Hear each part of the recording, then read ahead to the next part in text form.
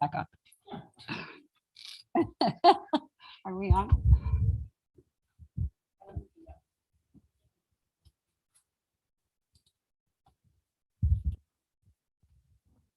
Okay, it is Tuesday, October 26th, 2021, and I'm going to call this closed session meeting of the Hemet City Council to order. City Clerk, can we have a roll call? Councilmember Krupa. Yes. Councilmember Brown. Here. Mayor Pro Tem Lowenthal. Here. Mayor Meyer. Here. All members are present. Okay, with that, we now is the time for public comment. If there's anyone here with items appearing on the agenda, now is the time for your 3 minutes. Do we have anyone online? Madam Mayor, there's no registered public comment. Okay, with that, we will adjourn to closed session.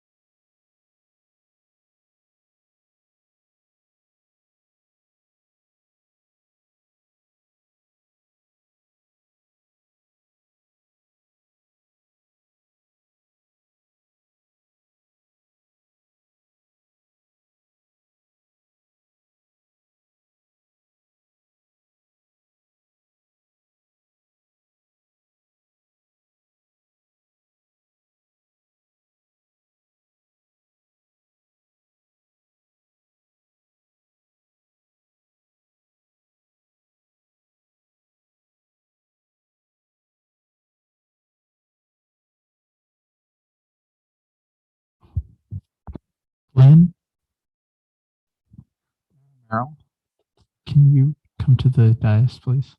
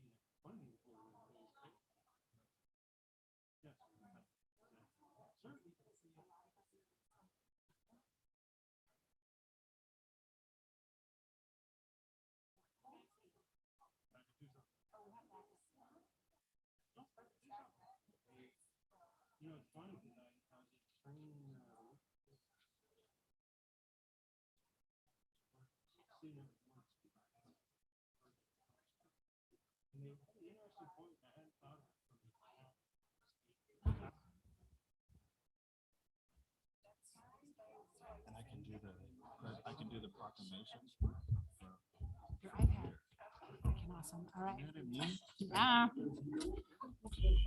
All right. I would like to welcome everyone to the October 26th, 2021 regular city council meeting of the Hemet City Council. I'll call this meeting to order. City Clerk, can we have a roll call? Councilmember Krupa. Councilmember Brown. Here. Mayor Pro Tem Lowenthal. Here. Mayor Meyer. Here. All members are present. Thank you. If you please stand, we have Pastor John Scott from Community Christian Church that will open us up in prayer and then followed by the flag salute.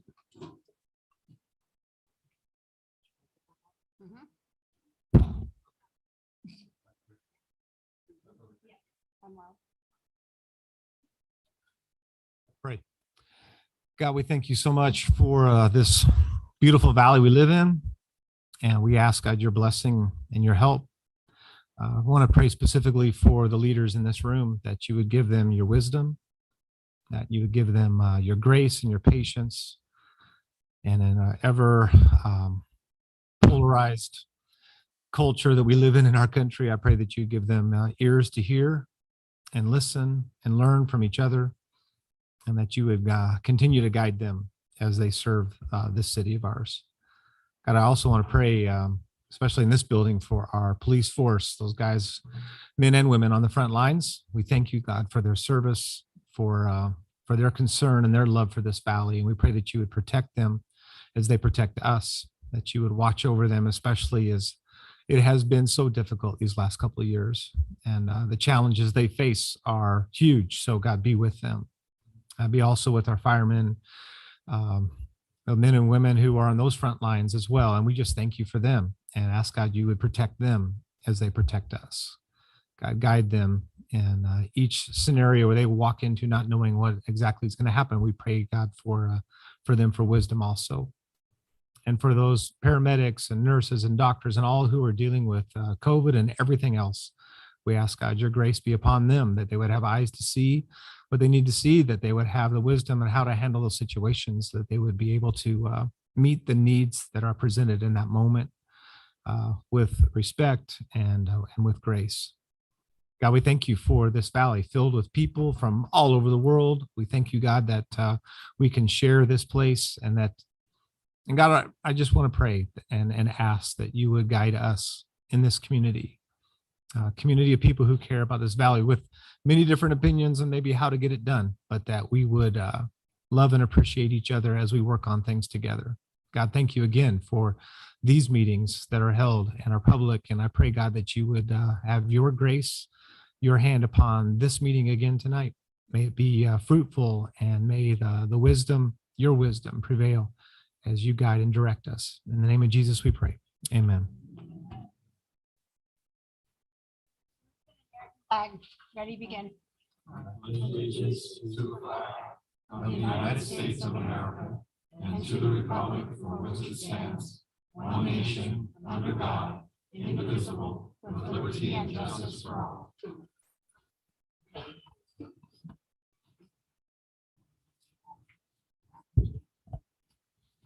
Thank you. Item number 10, City Attorney, would you report out of closed session? Thank you, Madam Mayor. We have no reportable action out of closed session at this time. Okay. At this time, anyone who wishes to speak and address the council, you'll have 3 minutes. We ask that you fill out a speaker slip, and I will call you up. First, we will have items that are on the agenda. We have Susan Larkin, followed by Jerry Ann Franklin.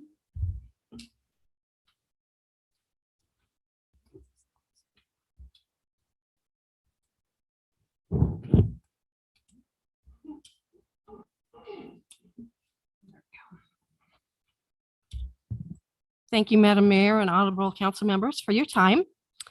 My name is Susan Larkin. Many of you know me as the grant administrator for Valley Restart Shelter.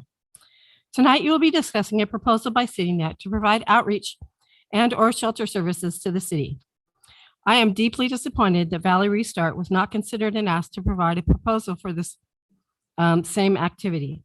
VRS currently has 49 emergency shelter beds, plus a 3-person outreach team active in the city, and is in the process of adding 6 units for seniors. Not only will you be duplicating the services VRS provides, but a higher expense than what VRS can provide. If VRS had been approached, we could consider reserving shelter beds as well as utilizing motel beds. We could have expanded our outreach services currently that are active and contact about 75 persons in any given month. Consideration of VRS would have supported a local nonprofit with an already established program. We already do the same processes that CityNet will do. And what I estimate would be approximately $350,000 less than the CityNet's proposal, or an approximate savings of 30%. But cost savings aside, the city of Hemet already has access to a full-time outreach center team that they could partner with and would enhance our outreach program. However, the fact is, no matter how many homeless persons we connect with, there is not enough long-term housing in the area or in the county as a whole to end homelessness. The reason VRS or any agency will not be able to make a visible impact on the homeless is because there's nowhere for them to go. Even when placement is a rehab or mental health program, it is possible. Even when placement in a rehab or mental health program is possible, there is nowhere for them to go afterwards, leading to returns to homelessness and the same issues. The better use of these funds is to provide transitional and or long-term housing to individuals who experience homelessness. For example, 4 units with 2 bedrooms can be purchased for $620,000. That was an actual property for sale when I looked it up a couple days ago, leaving $400,000 for staff and operation costs. It could provide a minimum of 8 beds and possibly 16 beds of long-term housing. Or you could fund additional pallet housing on the VRS property for about $100,000 a unit. One last note, the CityNet proposal has no identifiable outcomes, nor how many people they will serve, or how many people they will contact or engage, nor how many people they will shelter, nor how many persons they will get into long-term housing. In conclusion, at the very least, you owe it to the community to look at all options like VRS and to understand the goals and outcomes of an expected proposed project. Valley Restart stands ready to support and work with the city on helping solve our homeless issue. Thank you. Thank you. Next, we have Jerry Ann Franklin.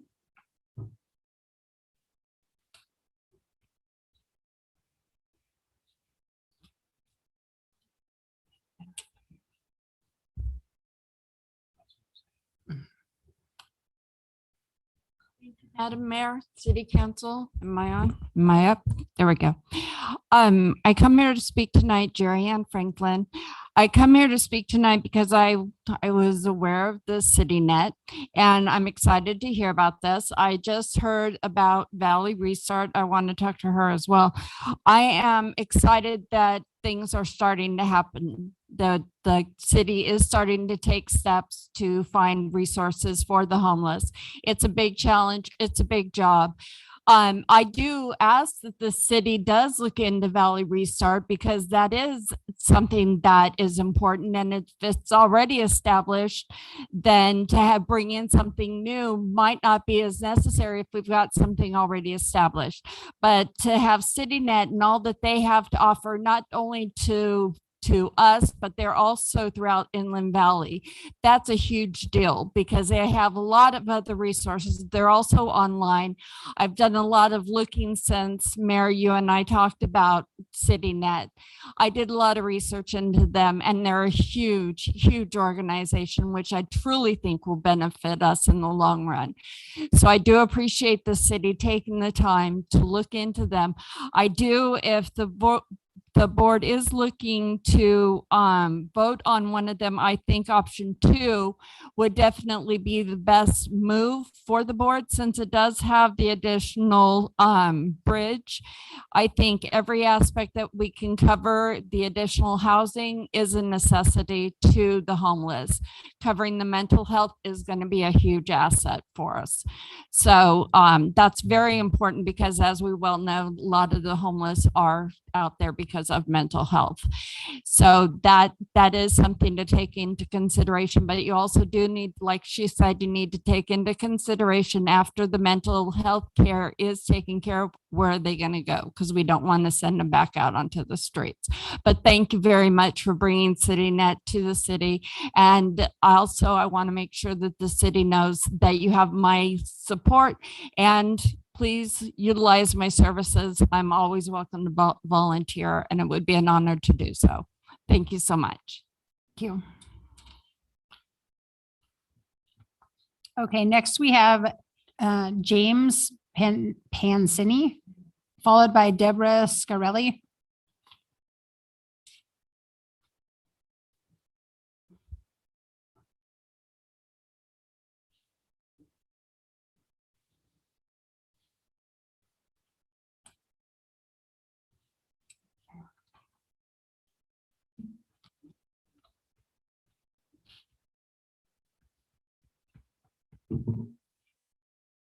Okay, thank you, Mayor and City Council.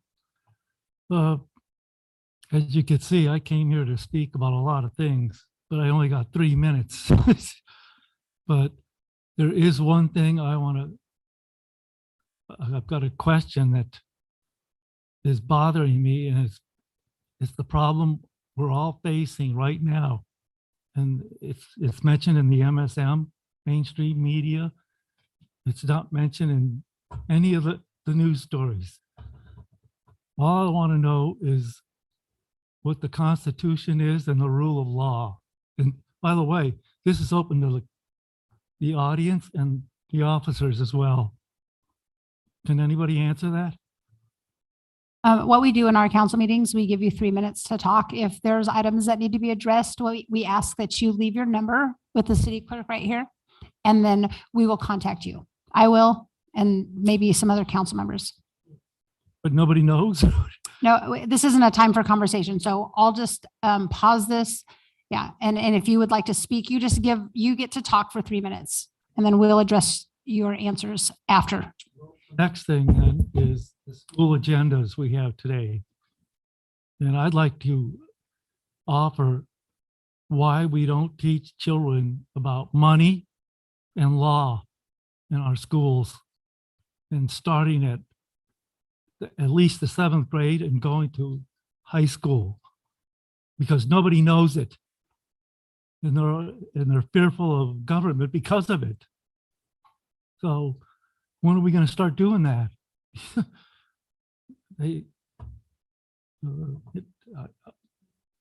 I can't get into it now, but you ask any kid and he doesn't know one law, and neither do most people.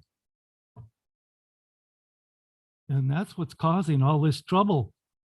If we don't start teaching our children law and money, not currency, real money, then we're going to have more trouble. And that's it. Thank you. Mr. Panzini, will you see Mr. Meyer over here and leave your phone number with him? And then I'll give you a call tomorrow.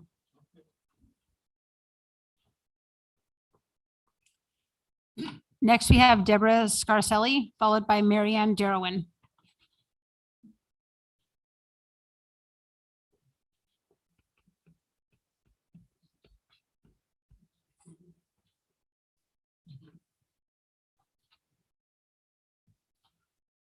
Just wanted to say hello, Mayor and Council, and I'd like to say thank you for giving me this time.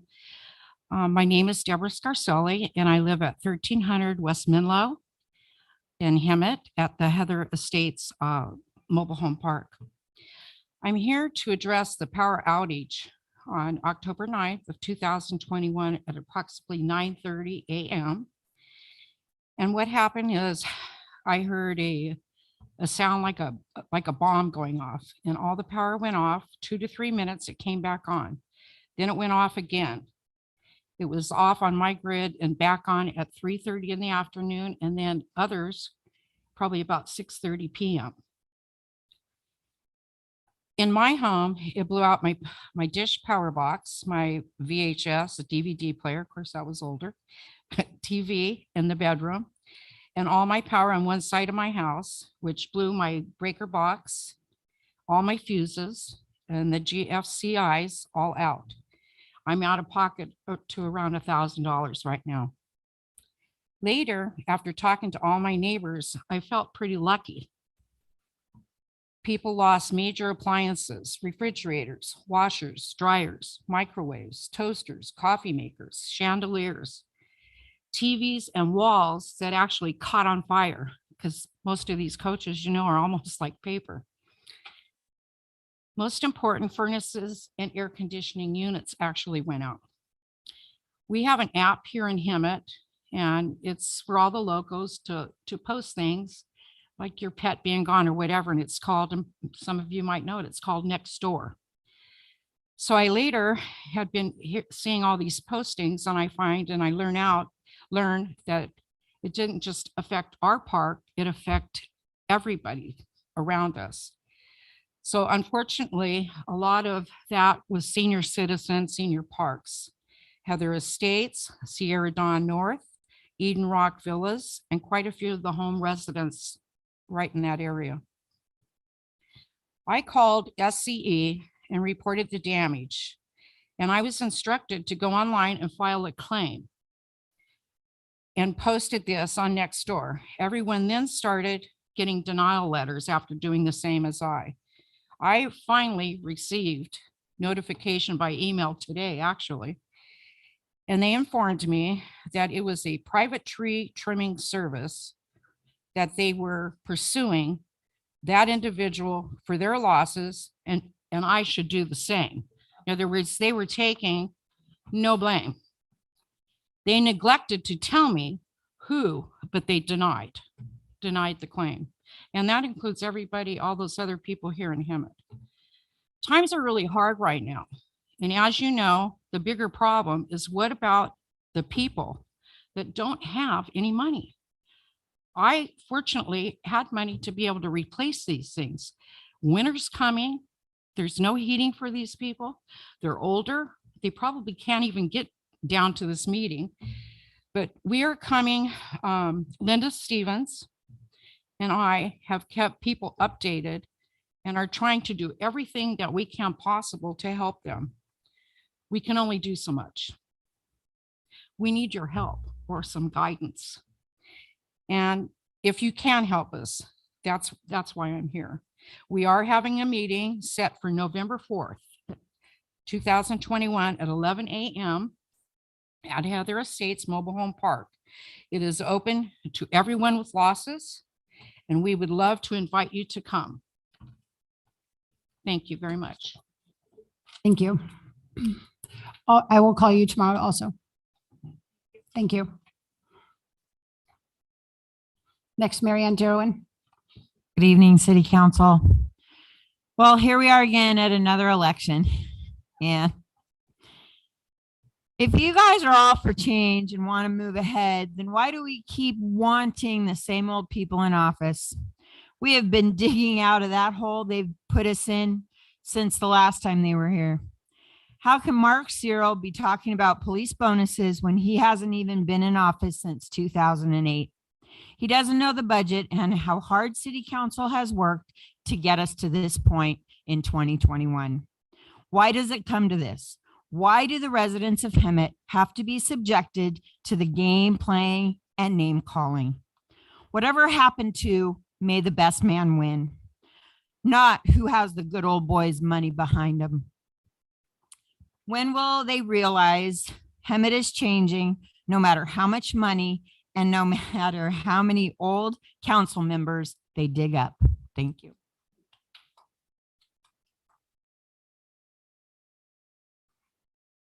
Okay, are there any e-comments or anyone on the line? Thank you, Madam Mayor. If there's anyone who would like to speak who's on the Zoom call, now is the time to raise your hand, and we'll give you just a few moments to raise your hand.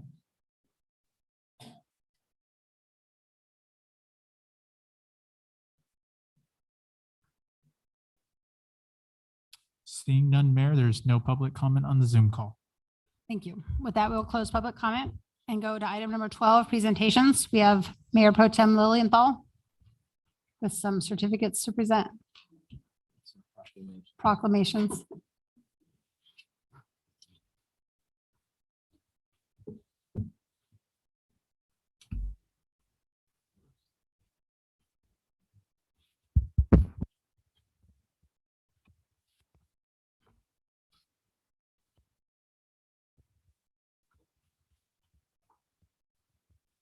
Everyone.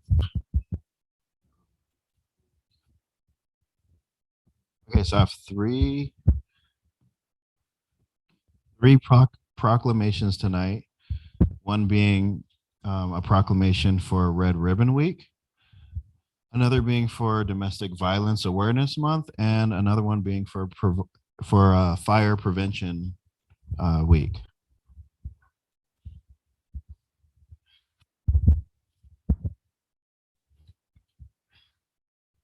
Concerning Red Ribbon Week, whereas alcohol and other drug uses cause premature death and disability among those living in our cities and communities, and our residents, both young and adults, are our most precious community resource. And whereas it is vital that cities and communities launch visible and effective alcohol and drug prevention activities and programs to educate youth and adults to not use alcohol and drugs, and whereas accessible treatment programs must be in place to help people into recovery and treatment, and whereas local community Red Ribbon committees offer our citizens the opportunity to demonstrate their commitment to healthy, drug-free, and alcohol use-free lifestyles, and whereas the 2021 to 2022 Red Ribbon campaign will commence on October 23rd through the 31st, 2021, using the 2021 Red Ribbon campaign theme, Drug Free Looks Like Me. As a reminder that everyday citizens make significant daily contributions to their families, to their communities by being the best they can, and B, because they live a drug-free life. And whereas local businesses, government, law enforcement, schools, religious institutions, service organizations, youth, medical providers, senior citizens, military, sports, and individuals will demonstrate their commitment to drug-free and alcohol use-free healthy lifestyles by wearing and displaying red ribbons during this designated annual Red Ribbon Week. Therefore, Carly Meyer, Mayor of Hemet, along with the Hemet City Council, do hereby proclaim the week of October 23rd through the 31st of 2021 as Red Ribbon Week in the city of Hemet, and encourage all citizens to participate in alcohol and other drug prevention and educational activities during this week and throughout 2021 through 2022, making a visible statement that we are firmly committed to a healthy, drug-free, and alcohol use-free city. Isn't that beautiful?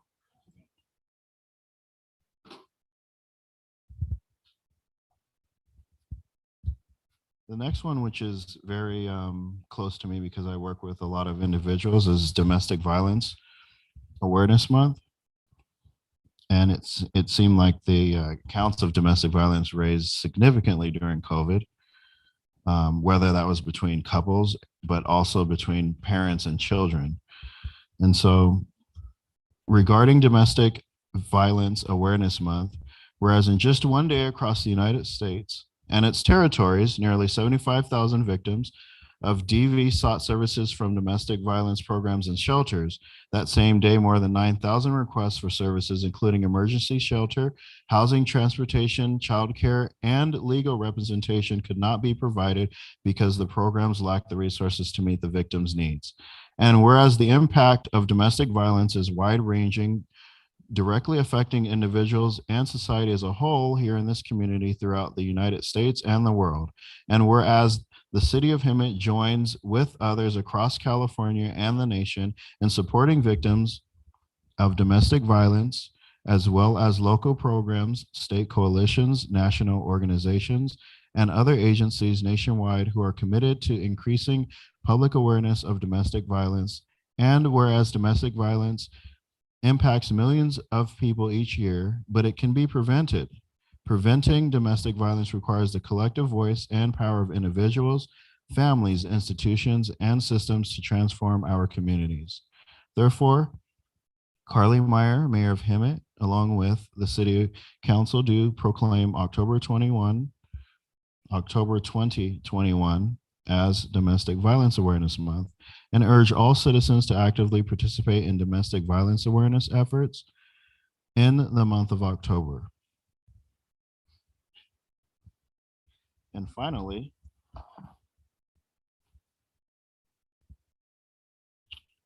Fire Prevention Week.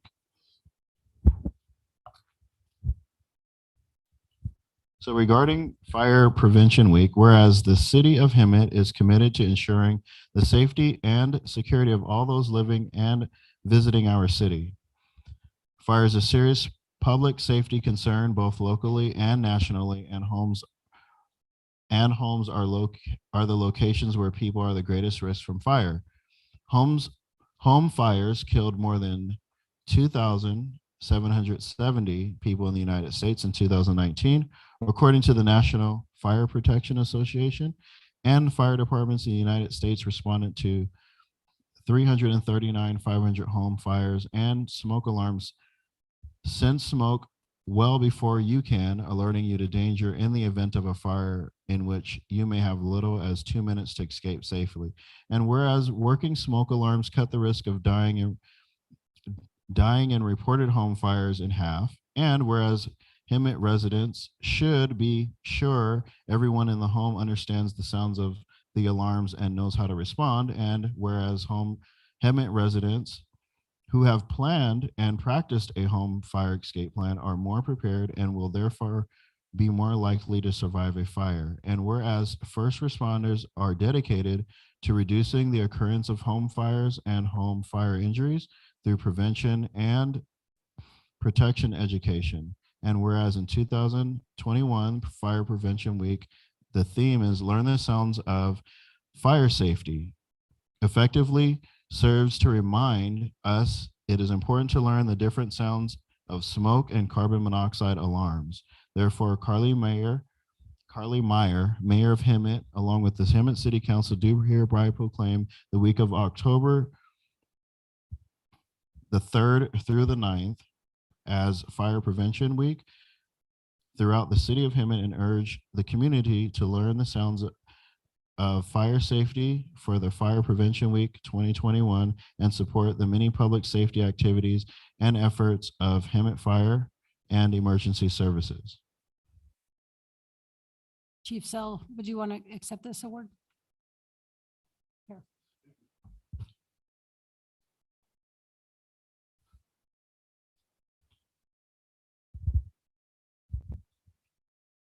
For my own home, I do practice with my children.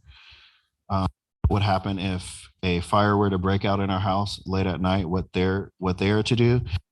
We've practiced them going to the window and meeting us at a specific location where I've designated them and our family to meet. And so if somehow I couldn't get out of the front of the house, I could get out of the backyard. And if the front of the house, they know where to stay and wait for me to come around. And they also know what to do if I don't make it.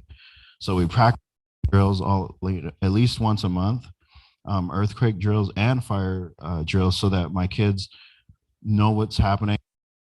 My wife, all of us know what's happening, the plan, and where to meet people, and also how to contact people. And so I just want to encourage everyone to practice with your families in the event that you wake up in the middle of the night to something disastrous like that.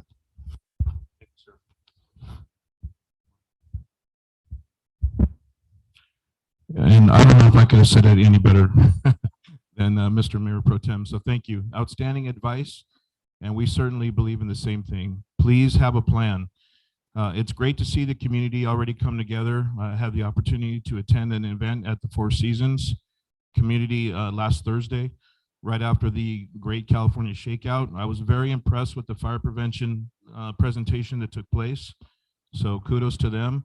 And we can't wait to continue to do that with all the neighborhoods throughout the city of Hemet.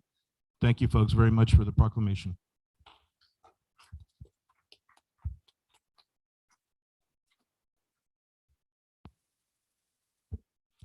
Thank you. Next, item 12D, we have the highlight reel for the recent accomplishments here in town.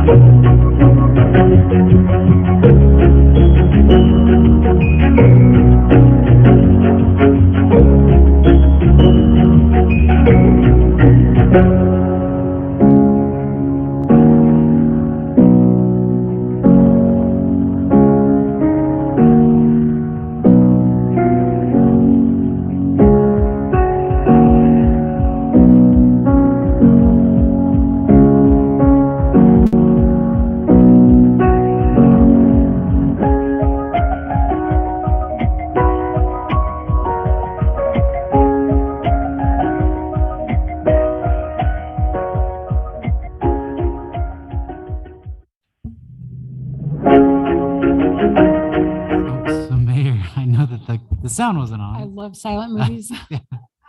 I had my own songs playing in my head, but there was one thing, and the image just showed it, and that was our Hemet softball team. And I want to thank the mayor and Councilmember Krupa for going out to that event. The video was a little bit grainy, but for those that couldn't read it or weren't there, the city of Hemet defeated the city of San Jacinto 23-8. So good work, Hemet softball team.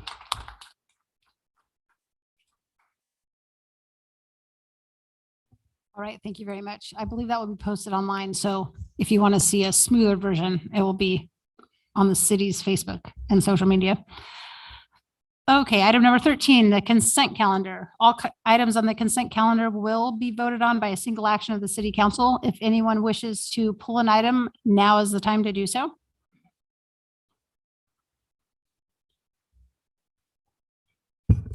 (13) F and G. Okay, 13 F and G.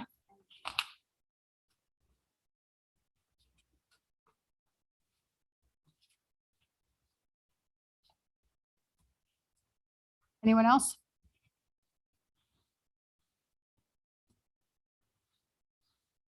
Okay, with that, do we have a motion to approve item 13A through 13E? So moved. Second. Okay, we have a motion and a second. Any further discussion? Can we have a roll call vote, please? Motion by Councilmember Brown, second by Mayor Pro Tem Lowenthal to approve the consent calendar with the removal of items F and G. Councilmember Brown, Yes. Councilmember Krupa, Yes. Mayor Pro Tem Lowenthal, Yes. Mayor Meyer. Yes, That motion passes. excellent. Thank you. All right, item 13F. Yes, and basically, I just wanted to thank City Manager and Finance for looking into this. I had received several comments and phone calls from small businesses who really were seriously impacted during COVID and the shutdown and everything, fell behind in the licenses and then facing fines to re-up their license. And just thank you for looking into this and for putting our small businesses at a high priority for the city. And if no other comments, I would move approval of that item. Second. All right, we have a motion and a second. Do we have any further discussion? Can we have a roll call vote? Motion made by Councilmember Krupa, second by Mayor Pro Tem Lowenthal. Councilmember Brown, Yes. Councilmember Krupa, Yes. Mayor Pro Tem Lowenthal, Yes. Mayor Meyer. Yes. That motion passes 4-0. And 13G is just a technical question, since it says that council is to set a public hearing for November 9th. Do we need to have a motion to set the public hearing, or the mayor just to declare that it is a public hearing on November 9th? I think that this was mostly intended to give the council the opportunity to review the draft ordinance that's coming forward and make that motion to set the public hearing. If the council didn't want to set the public hearing tonight, it would be set anyway. Because So- we're required to have this law on the books by January 1st of 2022. So I guess my next question is, if we listen to it tonight, we're going to have to listen to the entire thing on November 9th. I don't think, I mean, I'll defer to staff, but I don't think there was an intent to give you a lengthy presentation tonight. No, Lynn Merrill, Public Works Director. No, actually, tonight is just asking you to set it for public hearing on November 9th. And at that point, we would have our presentation. We're still working with the city attorney on developing the final language. There's still some edits on it. So our intent is to bring it to you and have a full presentation on the 9th. Not that I don't want to listen to you at two meetings, but I don't blame you. there we go. And I could do the long version if necessary. Up to you. If you're going to give us the long version on November 9th, I would defer until then. Yes, you'll get the long version that'll give you the details of what's actually in the ordinance, as well as any other changes that we've identified. So you're welcome. Then I would make a motion that council sets public hearing on this item for November 9th. Second. All right, we have a motion and a second. Any further discussion? Motion by Councilmember Krupa, second by Councilmember Brown. Councilmember Brown, Yes. Councilmember Krupa, Yes. Mayor Pro Tem Lowenthal, Yes. Mayor Meyer. Yes. That motion passes 4-0. Excellent. Next, we'll move on to item 14, discussion action items. First item, 14A. This is having to do with our redistricting letter. So Mayor, I'll provide a brief report on this item. As you know, the county is going through a process of redistricting. In discussions with some members of the council, it was really important to have the entire council body weigh in on some of the themes that are relevant to the city of Hemet. So this discussion tonight is to allow the council to have discussion about the themes that are important to the city of Hemet, so that we can develop a letter that can be sent to the county with respect to what those themes are. I should also note too that a draft letter isn't included in the backup because we didn't know what those themes might be. And talking to some council members, I think there may be some themes that are common, but really didn't include anything because we didn't want to get ahead of the council. And so tonight, assuming that the council is on collectively the same page with those themes, staff would then develop a letter and we can send it to the county with all of the signatures of the mayor and the entire council. We would just ensure that the mayor and the mayor pro tem have reviewed the letter and ensured that it does embody the themes that were discussed at tonight's meeting. So that's the plan. We've done that approach with other committees, and it works out well to ensure that the mayor and the mayor pro tem agree that the letter embodies all the themes. And then we would obviously include all the council members on that letter. So that's the staff report, Mayor. All right. Let's list out some themes. I think we should make sure that we do not get alienated from San Jacinto. So as long as we all stay in this group together, county gives out some kind of monies or grants, or they're open to something that if we stay, what I don't want to see is something be implemented in our valley. And because we were separate from San Jacinto, maybe something was granted for them that we didn't have access to. And so I would be in support of making sure that we don't split this valley.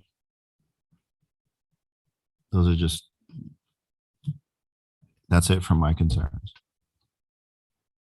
Yeah, and I share the same sentiment. I think that it's important that the San Jacinto Valley, just because of the geographics of it and the similarity of issues that both cities address, I would certainly support or I would oppose any bifurcation of those two cities, Hemet and San Jacinto. I also think it's important to include the unincorporated county areas to our east, because they have Hemet mailing addresses, and I think they avail themselves of Hemet city businesses, and many of them consider themselves part of Hemet, part of the San Jacinto Valley. So I think it's important that we not have any boundary lines that would exclude them from the valley. No. Well, I guess it comes down to, and no, city attorney, I'm not going to say what I told you. I may get around to that. You know, what we consider the San Jacinto Valley.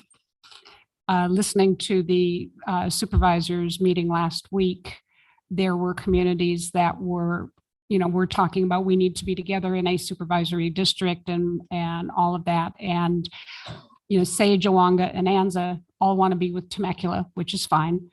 I believe I heard, and I'm going to go back and listen to the tapes again, that there were a couple speakers that were indicating that they wanted Winchester and Homeland to stay with Hemet and San Jacinto because they didn't like the city of Menifee land grab that was going on, and they preferred to stay in a district with us. But those that have an address of Hemet, I don't know how far south it goes. Most of the maps that they had come out with that they have now determined were totally inaccurate because they were only based on population and not on voting age. And it has to be that way. Also, you have to have the quote same number of voters in each district. But I think we need to say that if, and I think it goes, I don't know, to Sage. I'm not sure how far south the Hemet post office and school district goes. I know Hemet school district goes to Anza because Hamilton is one of our high schools. So in looking at that, our geographic area definitely needs to be kept together. Val Vista is part of us. East Hemet is part of us. I lived out by Hemet High for 2 years before I realized I was in the county and not in the city. So, it goes that way. But however it goes, the two letters that we got copy of today, there was a lot of comments about us going with the pass area. And Cabazon all the way to Calamasa, all the way to Calamasa wants to stay in as a pass area, not go to a desert area. So there's just a lot of issues. And I believe the supervisors have released 2 or 3 more maps based on voter age. I haven't seen them. I don't know if it's on their website or not. Go ahead. Mayor, if I could respond to that, I have seen the 3 maps that were released with the citizens voting age data that you were discussing. And I would point out that all 3 of those separate the city of Hemet from East Hemet and from Val Vista. Yeah, see, that's just absolutely crazy. Absolutely crazy. So we need to be that is one of the areas I think that we need to be very emphatic on, that East Hemet and Val Vista are Hemet, and area south of town is Hemet. And I don't know where the dividing line is for distance, where people go to Temecula instead of coming to Hemet to shop and, and do that type of thing. But if we can figure that out, I think that's very important, and staying with San Jacinto is absolutely important. And I really think being Winchester, and I'm almost positive I know the 2 speakers that got up and said that, and I believe they both said that Winchester and Homeland wanted to stay with Hemet and San Jacinto because we're more country. Nice. Okay. What we'll do is we'll draft a letter regarding that. I believe that, the whole concept on unity, our valley is defined by the walls that we're in. Yeah, And absolutely. so there's been enough division and everything. They can go divide themselves up, but leave Yeah, us alone. And some of the maps have just made no sense at all. No. And we don't need to be treated as such, that we're just some end of the road and it doesn't matter community. We have too many things that we work together on. I agree. So we can keep it kind. We'll keep it kind. And I also think it's important that we recognize that the uniformity of approach to larger areas, that whether it's crime prevention or dealing with homelessness, those don't recognize or represent any geographical boundaries that government creates. And I think that it's very critical that the approaches to dealing with those kinds of issues be uniform in the geographic area that they're being addressed. And what happens in downtown Riverside may not match up with what happens in our valley, and what happens in the desert area likewise. So it's not a one-size-fits-all situation, and I think it's important that we be uniform in our approach. Just like the multi-jurisdictional task force, many of those task force that our law enforcement personnel participate in, and our fire departments do mutual aid training routinely, and I think those are important. Not that any particular supervisor might not see things similarly, to have a boundary line divide up those kinds of issues where one supervisor might have a different perspective than another supervisor, and it creates a potential where there would be conflict, where two areas that are geographically close to each other and compatible have 2 different approaches. So I think those are things to be avoided. Is it possible to add a city attorney? Is it possible to add link? Okay, so like if we collaborate with Homeland, Winchester, San Jacinto, and we can reference them in the letter? I mean, you are certainly free to articulate what census designated places, which is what those are. They're not cities, but they do have names, you believe are appropriate to be included because you are communities of similar interests. The term is community of interest. But we don't need their permission. Well, no, I mean, you can say that you think it would be good if you were put together. They're certainly capable of having, I'm certain there will be people who disagree with any position the city takes.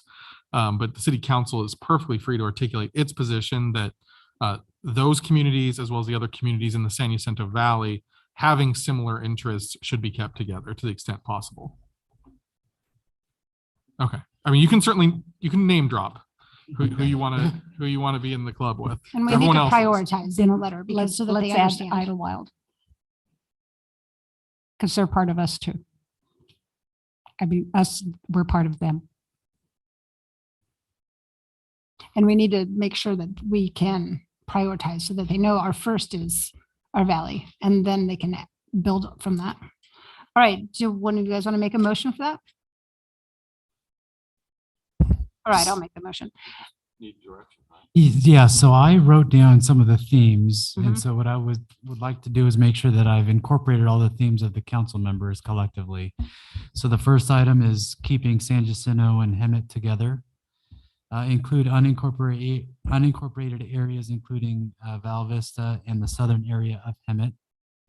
And they actually define that as East Hemet and say that's not a part of Hemet. But East Hemet is Hemet.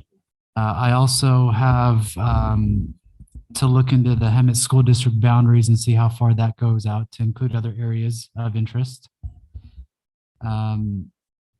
Also to include the communities of interest, including Homeland, Winchester, Idlewild, and others that might come up during the review of the Hemet Unified School District as well.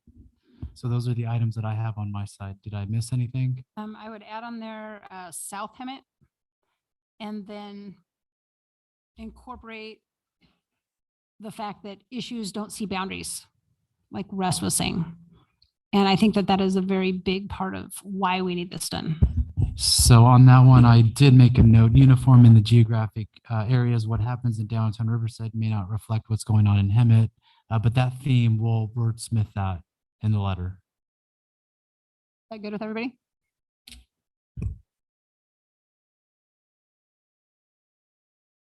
Okay. Else, yes? Yes, because I believe in most of these maps that have been shown, and I haven't seen the newest ones, but the boundary line for wherever the city of Hemet would be excludes Diamond Valley Lake. I want that in our district. That's our baby. Right. Shameful. So what we can do, if it's all right with the council, is directing the city manager to include those items and then send a letter including all the council members to the county of Riverside. Okay. Get a motion on that. So moved? Okay. We have a motion. Do we have a second? I'll second. Okay, any further discussion? All right, can we have a roll call vote? Motion by Councilmember Krupa, second by Councilmember Brown. Councilmember Brown, Yes. Councilmember Krupa, Yes. Mayor Pro Tem Lowenthal, Yes. Mayor Meyer. Yes. That motion passes 4-0. Okay, item 14B.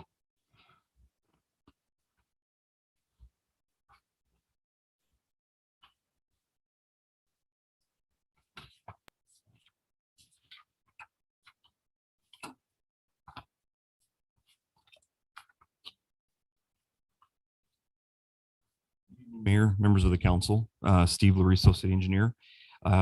Just here to present a request by the Hemet Unified School District, along with the developer of the Rancho del Monte Homes, which is Lennar Homes of California, to authorize the city council, requesting the council authorize participation of the school district to form a CFD. You know, that's a lot. I didn't put it all up there for that purpose, but I'll explain a little bit more here.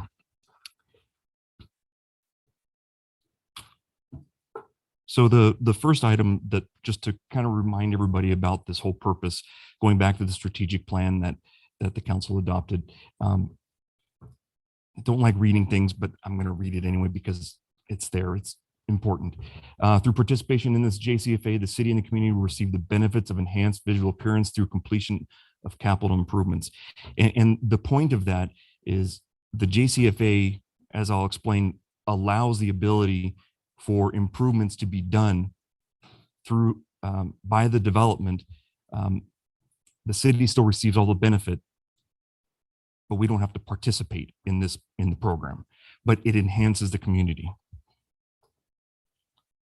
So as I just briefly mentioned just a second ago, this item is for authorizing or requesting the city council authorizing Hemet USD to form a community facilities district to finance DIF fees and CIP improvements as components of a joint community facilities association for track map 35393-1. And on the next slide, you'll see, just for reference purposes of where we're talking about, this was a map that was approved by city council back in, I believe it was July earlier this year. And they're going like gangbusters out there, constructing all the improvements as well as homes.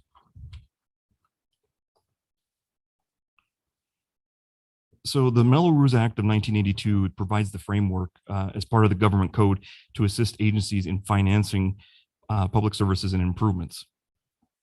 Lennar Homes asked the Hemet Unified School District to assist in forming the CFD to cover the city's DIF fees, as well as some improvements that were required as part of the development. The city has the authority to actually form special districts, much like we do with the CFDs for maintenance purposes and public safety, as well as to issue bonds and to levy special taxes. However, this process benefits the city by removing the city from having to administer this program while still receiving all the benefits of the program. With that, I'm here for any questions you may have. All right, questions, anyone? This is the same thing we did with Citrus Point. Sorry, I have to remember all the different ones. East side. Yes, that is correct. Okay. I'm sorry, they start with different names and then they change names throughout the development. So No, that was my only question. And the questions I had in that with terminology has been incorporated into this staff report. So you made me very happy. Thank you. try to listen.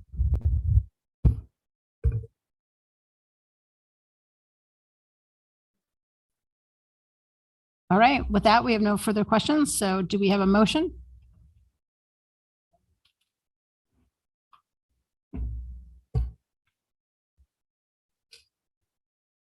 I'll make a motion that we accept the staff recommendation, adopt a resolution of the city council authorizing the Hemet Unified School District to form a community facilities district within the territorial limits of the city of Hemet. Excellent. And a second? Second. Any further discussion on this item? All right, John Paul. Motion by Councilmember Brown, second by Mayor Pro Tem Lowenthal. Councilmember Brown, Yes. Councilmember Krupa, Mayor Pro Tem Lowenthal, Yes. Mayor Meyer. Yes. That motion passes 4-0. Thank you. All right, and then item 14C.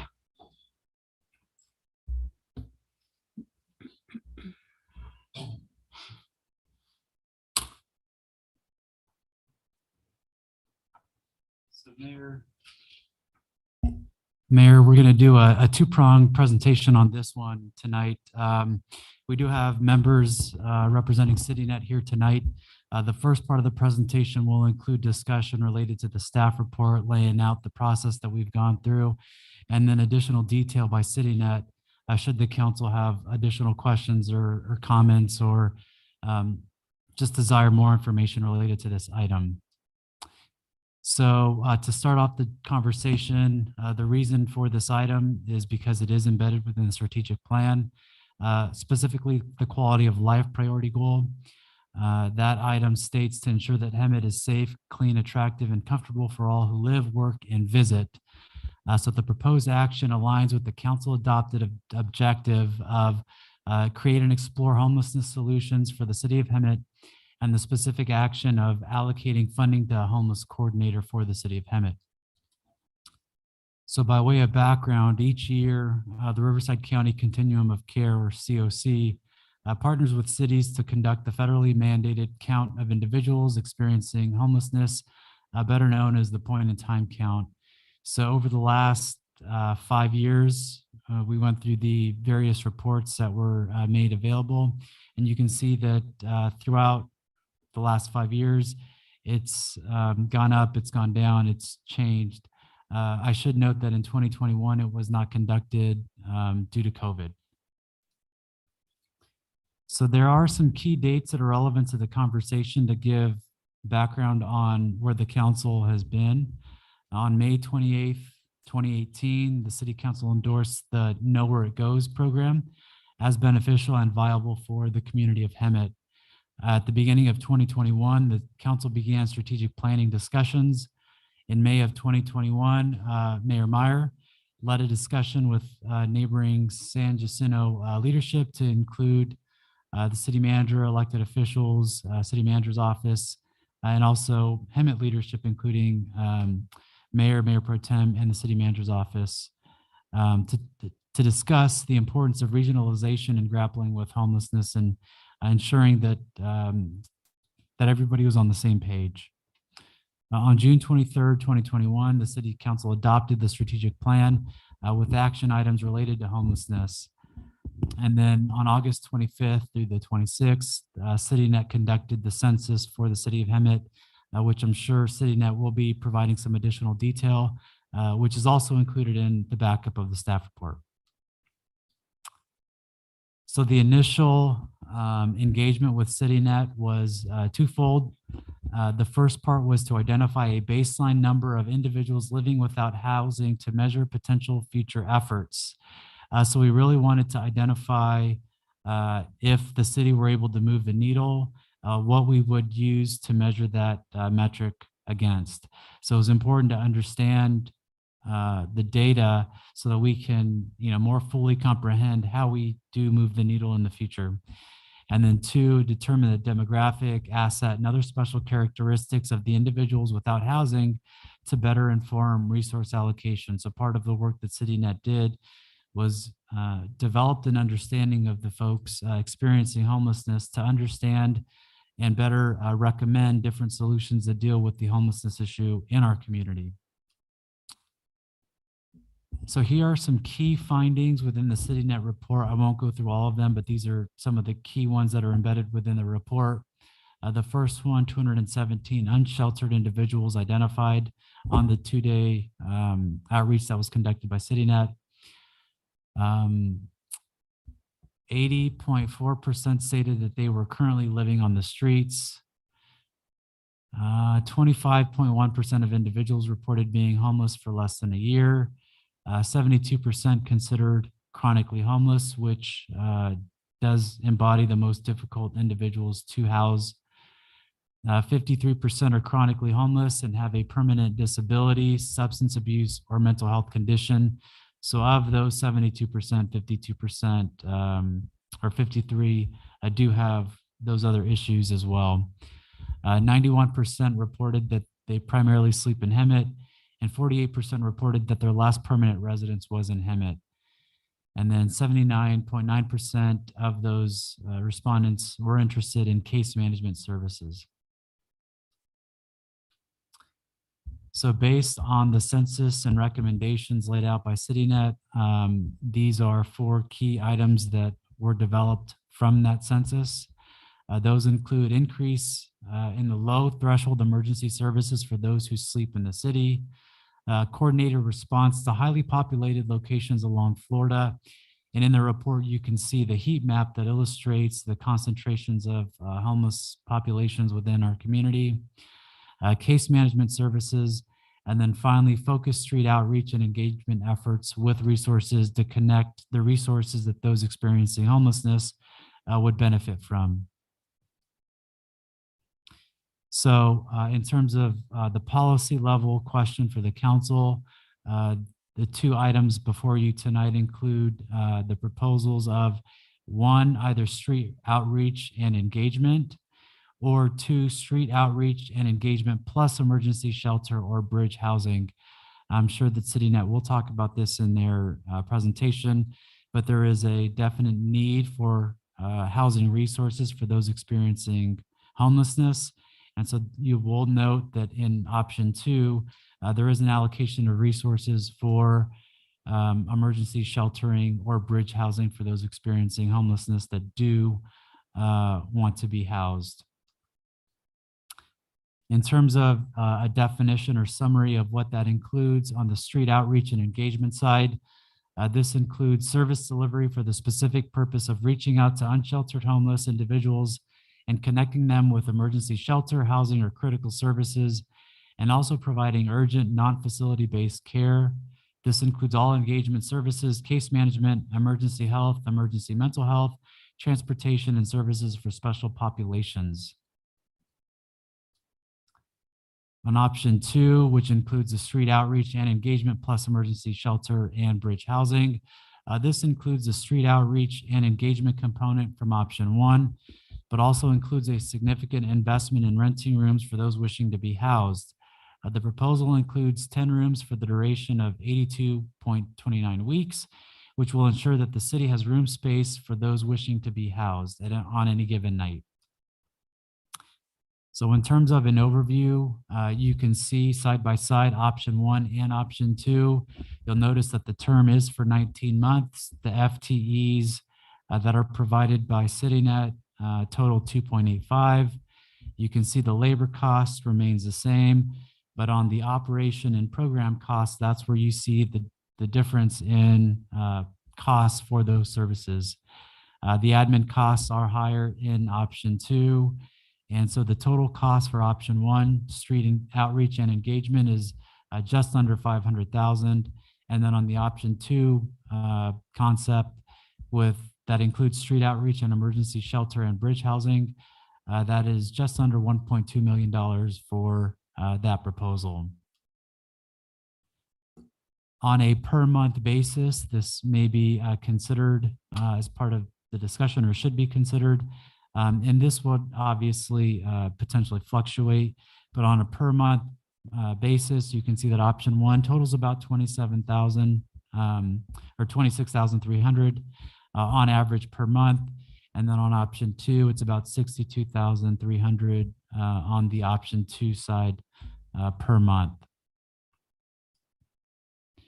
So key considerations that are relevant to the conversation here include that option 1 has a small budget for emergency housing, while option 2 has a set number of housing available. So there is an allocation of housing available in option 1. Option 2 is just more robust. CityNet can also talk about this too. Partnerships with PD and other departments is absolutely critical to the work that CityNet would be doing in our community. In addition to that, the Martin v. Boise case and the relative or the related enforcement, there are some legal considerations, and I'm sure Stephen can provide some commentary on that. I know that the council has requested adjustments or edits to the municipal code related to some of these enforcement activities. And it's really important to note that without having bed space available, the enforcement aspect becomes minimized. The American Rescue Plan Act, ARPA funds can be utilized to provide the funding for this program. So there is an opportunity for the council to utilize those ARPA funds that the city has received for this project. So with that, it may be valuable to have Stephen provide some commentary on the Martin v. Boise case, and then also some legal considerations for the council. Sure. So one of the considerations that city staff has been dealing with when looking at homelessness as a comprehensive issue has been the enforcement side of the city's existing anti-camping ordinances. Following the Ninth Circuit's decision in Boise, one of the requirements of a city in enforcing a camping ordinance is to demonstrate that the city had available shelter at that particular point in time that the person who is being cited or arrested could have availed themselves of and chose not to. So we are looking at amendments to our anti-camping ordinance to bring them into alignment with the new constitutional guidance from the Ninth Circuit. But as was discussed with the Homelessness Ad Hoc Committee, those changes going from a broad-based anti-camping ordinance to a more targeted time and place restrictions only really works hand in hand with a program like this. Now, obviously the council can decide the wisdom of this particular program, but if the council wants to embark on any kind of enforcement program on the anti-camping side, it's going to need to also have some kind of program so that the city can demonstrate that it is taking active steps to provide shelter to its homeless population. It's not simply criminalizing that status. If there's any other questions, please let me know. But I will say that those revisions to the city's anti-camping ordinance have already been looked at by city staff. Revisions are being made, and we anticipate providing that ordinance at a future council meeting once we see where this particular action item goes. And as part of the ad hoc for the homeless outreach team, we are putting these together hand in hand. So Malcolm and I have been working on these for a little bit. So Mayor, Questions from council? Yeah. so that was the last slide that we had. We do have CityNet here that can provide a presentation as well, but we'll defer to the council on what the preference is for the presentation. Want to say first?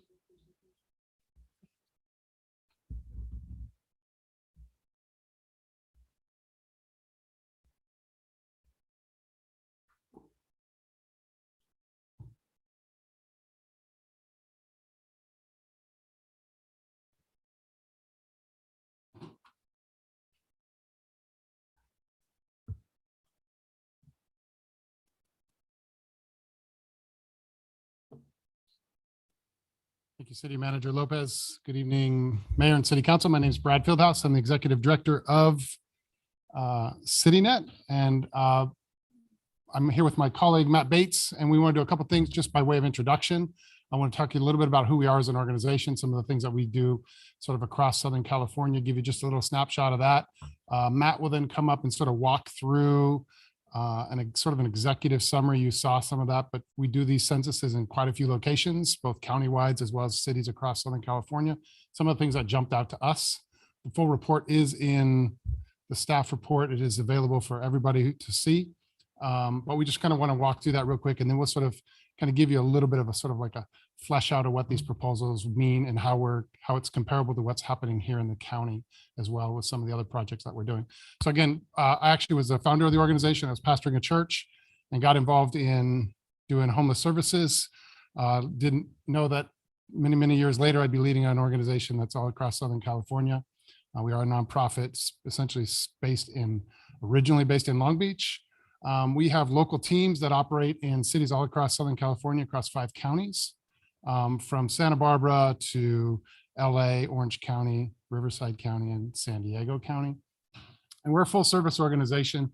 We really cut our teeth on street outreach. That is sort of what we're known for. We've done some very large encampment clear outs, very high profile. We also work with Union Pacific Railroad, Caltrans, and some of those sort of other sort of encampment clear outs, as well as we do often find ourselves in federal court working with some of the cases that are, as you were just referring to, City Attorney, around some of the issues that are there. We are very versed in sort of how to navigate those worlds and how to do things the right way, both addressing the concerns of the individuals that are experiencing homelessness, as well as the quality of life issues and some of where those bump into each other.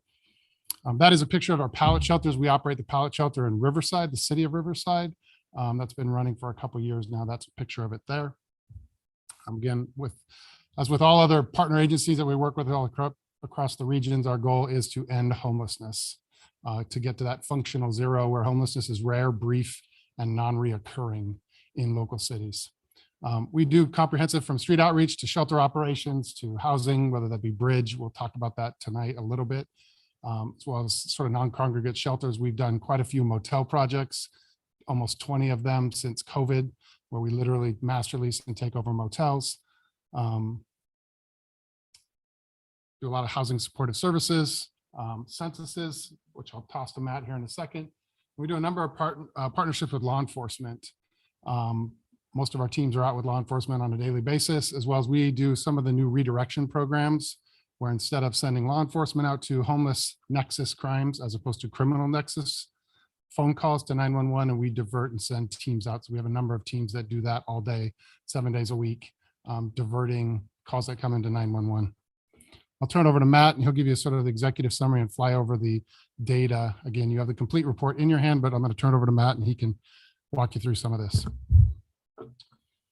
Thank you, Madam Mayor and City Council. And actually, City Manager Lopez did an excellent job of kind of pulling out some of the key points. So a lot of what I prepared would be redundant. So I'll just focus on the areas that really stood out to us as being unique. We do a lot of these censuses. And so sometimes when things are just a little bit different, we wonder what they mean and think that that could be an area of future study. As was mentioned, the census took place on early morning on the 25th and late evening on the 26th. The goals are there as was mentioned by the city manager, and we came up with 217. So if you're, it is worth noting at this point, because this number is so different from the point in time count, that what we conducted was considered a survey-based count. There was no statistical sampling. There was no extrapolation. The 217 were unique individuals that we captured, first name, last name, date of birth, or we, if they refused in those cases, we were able to identify them as unique individuals. We used GIS technologies on the phone, so that's how we created the heat maps and that are in the reports. Each interaction is logged to a particular time and location on the map. We use the same teams on both days. So if they encountered somebody the night that they had encountered the morning before, they were likely to remember that individual and not double count them. So here's your heat map. It's footnoted there, but it's also a question that we commonly get, that those dots can typically do represent more than one person, particularly in the high density areas. So they're layered, they can be layered on top of one another in case you want to start counting the dots and wonder why they don't add up to 217. Same data, they're just represented differently in a density map. Here's one that I wanted to point to focus on just briefly.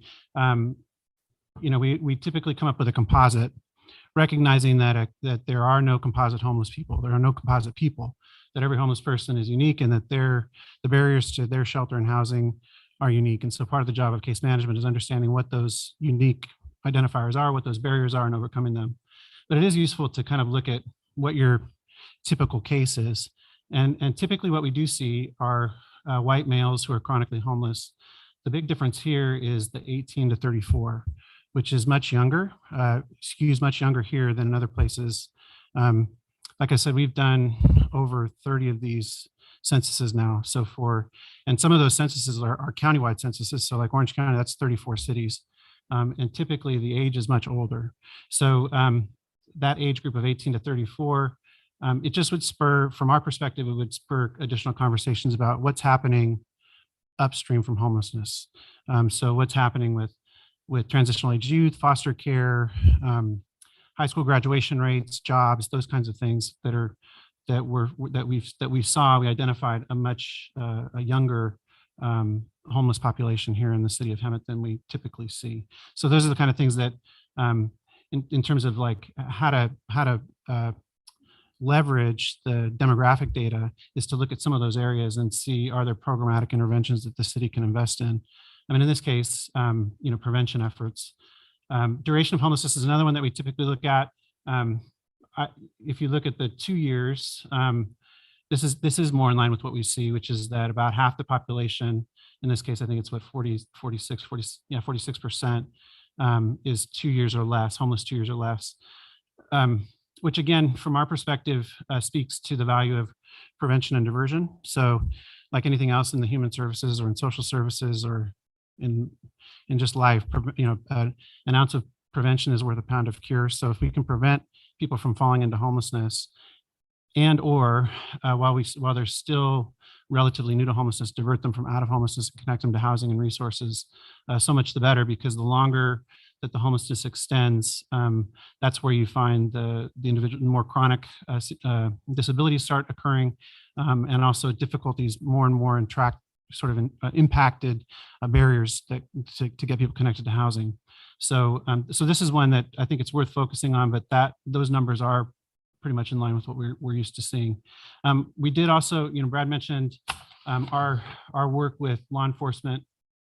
So in terms of the consideration for outreach and engagement, we We partner with law enforcement on a daily basis. One of the things that we included in the census were these community ties questions. Where does the resident usually sleep? Where do they go to high school? Trying to identify linkages to the city and to the region more generally. And you can see that, last permanent residents, the overwhelming numbers were local. Again, this is kind of what we are used to seeing. But this would also, in the second part of our presentation, as we're considering, city net interventions, our perspective, even with the motel bridge housing, all of those in the cities that we operate those, we've got all of those placements through law enforcement, local law enforcement, just because typically your police department has the best data and the best history of data to be able to verify community ties. And to my knowledge, there is no national standard for establishment of community ties that would legislate what a municipality is responsible for in terms of who they're responsible for and who they aren't, what community ties really bind a person to a community or not. And so so that means that in the communities that we work, there are differences, and there are differences even within unincorporated areas of the cities or incorporated areas. Some cities will take them all, and some will say only we're only going to be responsible for the incorporated areas of the cities. Those we leave up to you. Those discussions to you. Within the census, what we're trying to do is just provide the data that you can use to have those conversations be informed conversations. But ultimately, as a service provider, we defer to you on that. We won't go kind of out ahead of you or out around you, but we will go work in partnership with you to try and establish who is eligible for which services within the city. Benefits, this again, you could look at these for interventions. CalFresh is, as one small example of an intervention would be, how can we get a larger percentage of the homeless population here in the city aware of and enrolled into these benefits like CalFresh and health insurance that are available to them. And there are places that they can go, but these are ways that we can use the data to recommend interventions that can benefit the community. Disability and health and mental health concerns, I think city manager covered these.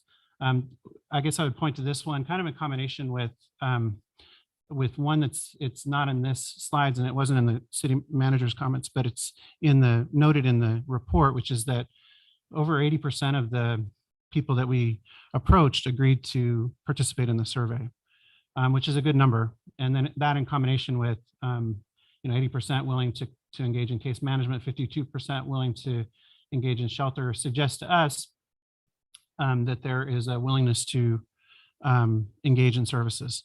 In some cities and some municipalities that we work, we show up and we can tell that there's more of an adversarial relationship between the homeless population and whoever it is, the city government, law enforcement, nonprofit organizations, churches.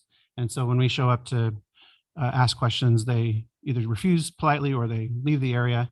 And so by having such a large number of people that were willing to talk with us, and they, again, not knowing us, we're new to the area, we're new to them, and be willing to answer what are our personal questions in many cases, to us is a sign that there's a willingness and openness to engage in the conversation that would lead towards services. There were 3 minor children who were reported to be staying, which again is, that's always a red flag in communities. When we see that, it's a small number relative to the whole, but again, this would be an example of if you had housing that you could control.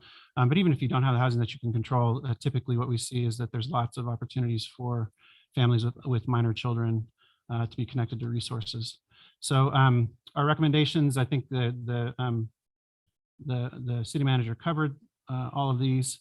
Our thanks to the city of Hemet, the police department, and then also to the homeless neighbors themselves who agreed to participate in the census. I think for there, we can pause and take questions about the census, or if you prefer, we can just go right into the programmatic recommendations that are also on the agenda. It's up to you. You guys have questions now, or you want him to keep going? If you have anything you want to say, you can ask. Wait and see. Keep going. Okay. Yeah, okay. And they'll flag you down. They really are dying to, we're good at that. So in conversations with city staff and the ad hoc committee, there were sort of what are we doing elsewhere was kind of sort of how this conversation arrived. We weren't sort of knocking on this door, coming and saying, hey, can we come work here?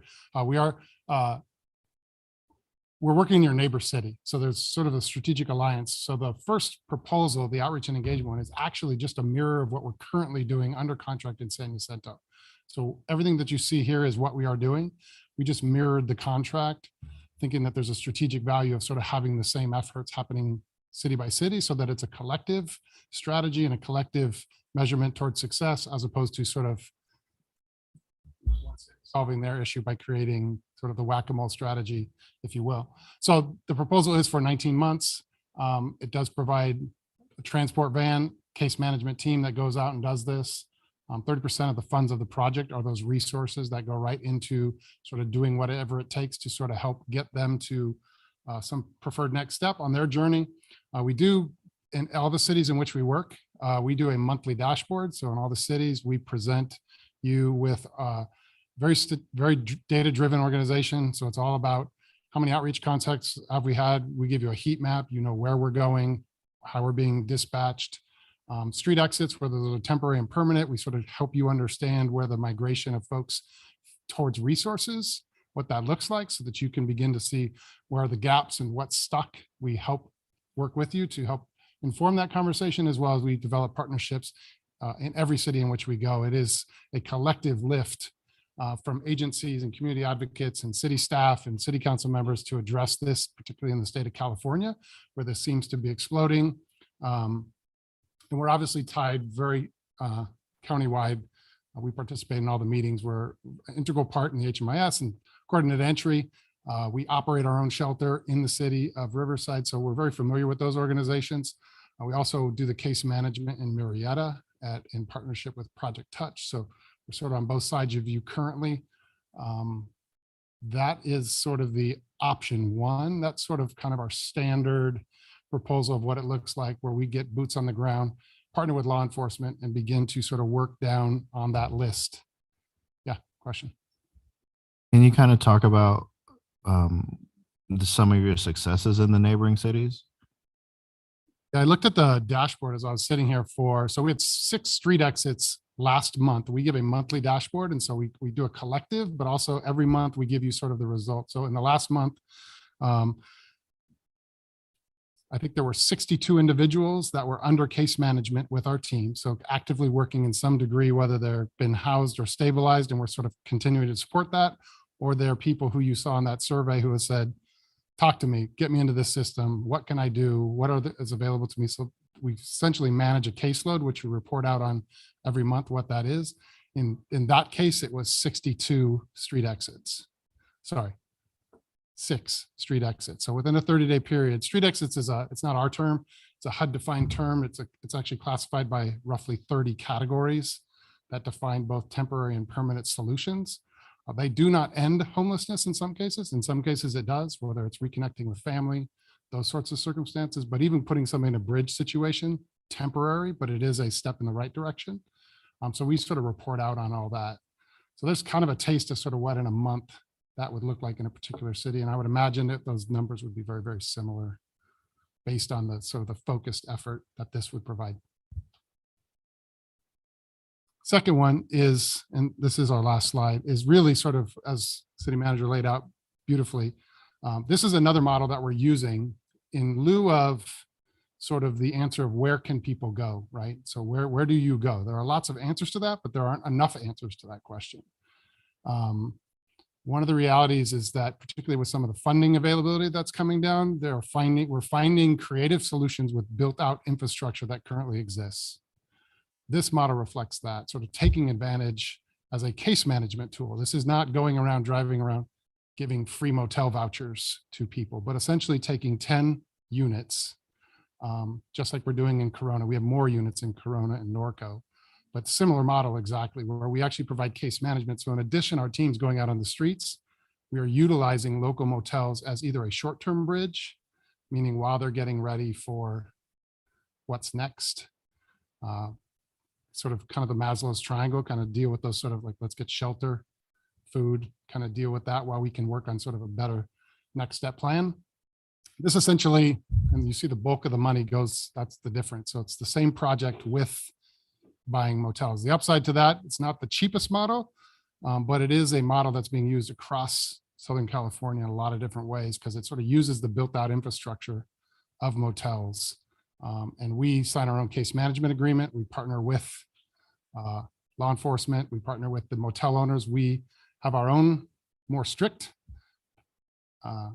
user agreement, if you will. So that's how we manage those. So that's a way to sort of quickly get additional beds online quickly. So that's what this is. So it'd be essentially the outreach team plus the bed availability, which will allow us to, in particular cases, we don't just stick anybody in the motels. It's got to make sense for them and for sort of what we're trying to accomplish citywide. So those are two options that we've been discussing with the city. So at this point, we'll answer any questions or we'll let you talk and be available. On the money that is set aside for housing and stuff, if we have like way more people that decide they want off the streets now, then you potentially could come back to us and say, hey, we've got 50 more people than we anticipated. Or we could not spend it all if you don't house it. Yeah, it's sort of, it's treated as a bucket of funds, if you Okay. will. So it's not, we don't just go master lease 10. We've done that. We do that all the time. We are doing that currently in number, but it's sort of 10 available rooms. So on any given night, there might be 6, there may be 10. Some people may be there for a week. Some people may be up to 30, 60, even 90 days. We've seen it if they are really in a stable situation. So it's sort of is treated as a bucket of funds that we sort of negotiate and develop, sort of kind of work down the rates, depending on the seasons. It gets more expensive, but it's essentially a bucket of resources to provide motel rooms. Okay, so, and another thing is, in the way our city works, our police department responds to everything. I mean, and one of them being homelessness. And so if we're going to spend this kind of money, tell me how this is going to alleviate some of our officers from responding to these type of things. Yeah, great question. Yeah, I mean, that is, law enforcement is a critical component to the homeless solution. They are definitely part of the equation. Some examples of how that would work is we have, all of our staff have cell phone numbers. So our dedicated staff here, upon our first interactions, as soon as we build that bridge, they have access to us via direct cell phone. So instead of sort of utilizing law enforcement or potentially reaching out in other ways, they can call us directly. And so we sort of build that bridge and we're available to them on an ongoing basis. Secondly, is we will work with our caseload, and part of the goal is to establish a presence. You know, we have our own outreach van and our team, we want them out in the streets, not sitting in an office. So they will be out on the streets frequenting hotspots. And so just by our mere presence, we are very proactive in engagement.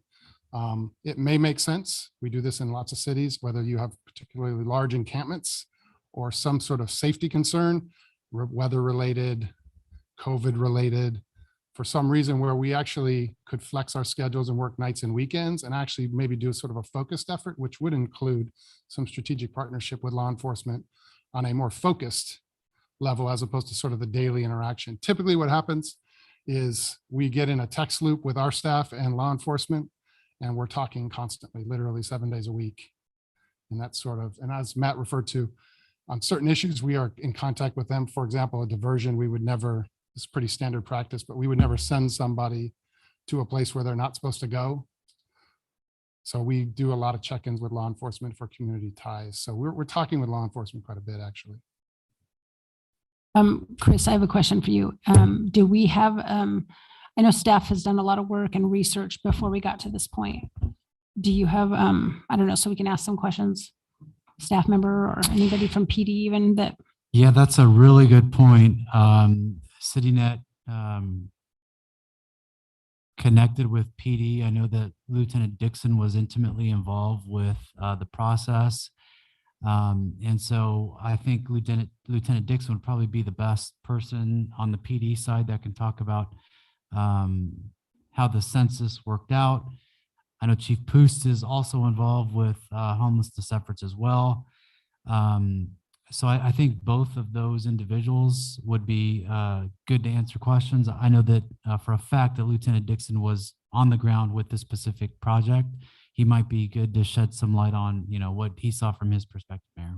If you guys could talk about how this would integrate with what you already do. That's kind of what we probably want to know, and we'll probably have more questions, but.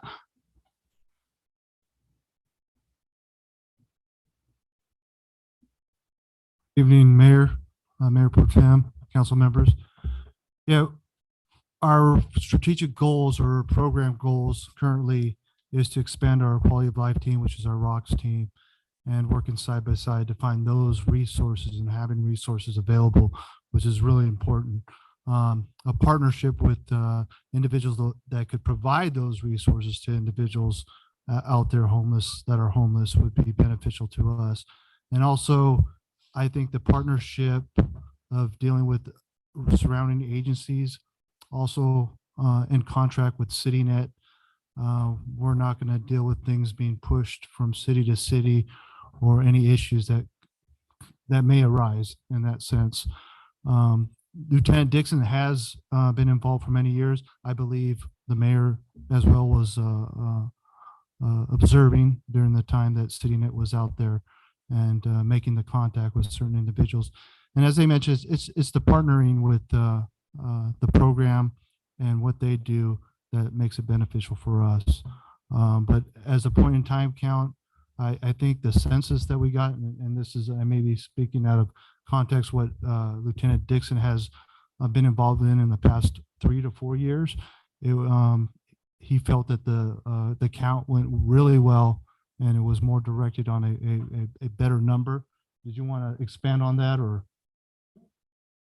So I think the number that they did within the 2 days, reaching out during the morning program as well as the evening on the following day, worked out well. And as you know, we've dealt with these issues for the past for many years. And if you noticed, the hot spots that were on that map that's current to what we notice in law enforcement or for the police department, those are the areas that we frequently visit when we are out there making our contacts.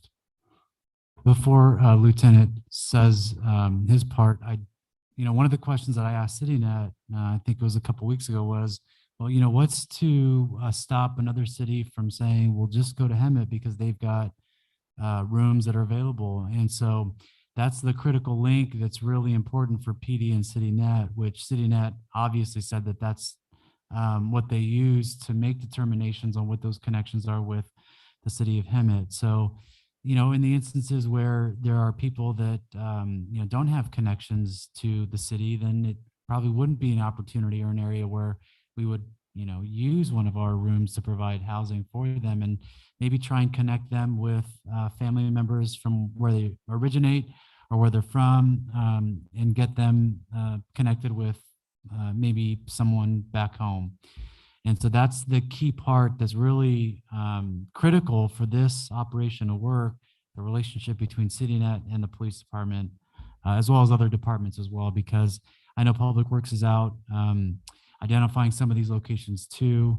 And so it's really important that the rest of the departments are integrated as well, Mayor. Yeah, and the question I had for Lieutenant Dixon, he did mention, I just got the answer. It was more thorough than the point in time count within the 2-day process that we were working with CityNet. Another question I have for you is, you're part of the quality of life team or your department, whatever.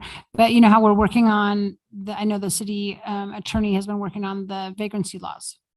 And so part of, like, for council, part of the 2 option process was, there's option 1 and option 2. Option 2 lets us do certain things in the new vagrancy laws, and that's why there's 2. So I don't know if you could speak to the necessity of having, providing You're referring to the housing solutions or Boise. bridge, right? How, if we only picked option 1, then what would it look like in the city? Are we going to still be shuffling? If we have option 2, we're going to be able to make a bigger difference. So how is that going to impact your department? Yeah, obviously having the housing is the big issue that we're dealing with, because you have to have some housing available if you're going forward with any type of enforcement.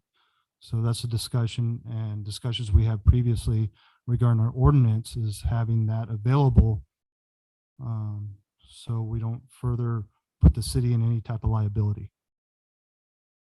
I see sometimes your department posts pictures of people that they got back home, or is that going to fall on CityNet now?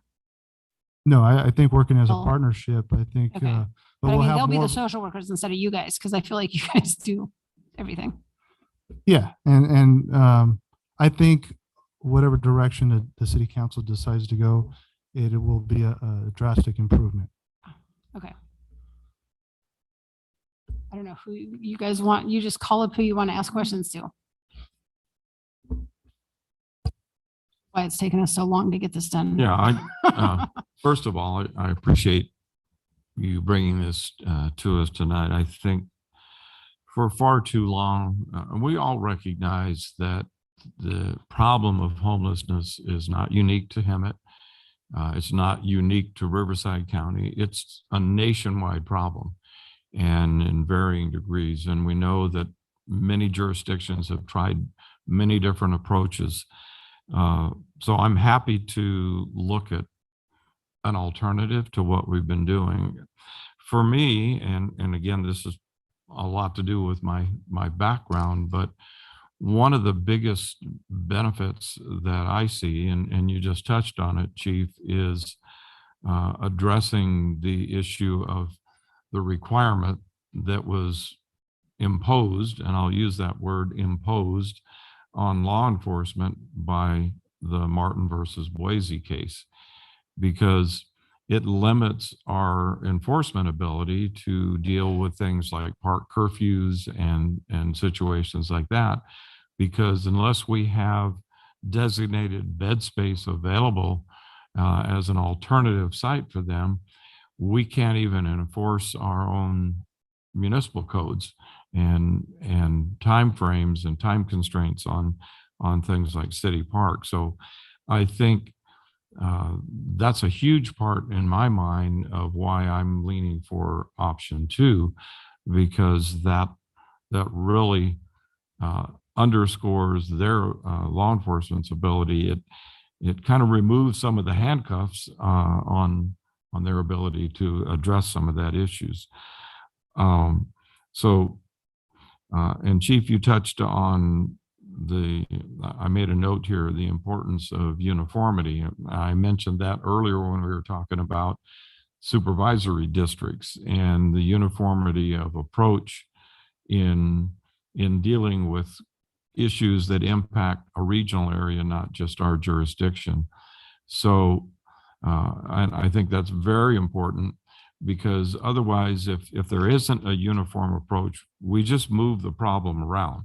We move it from, it's like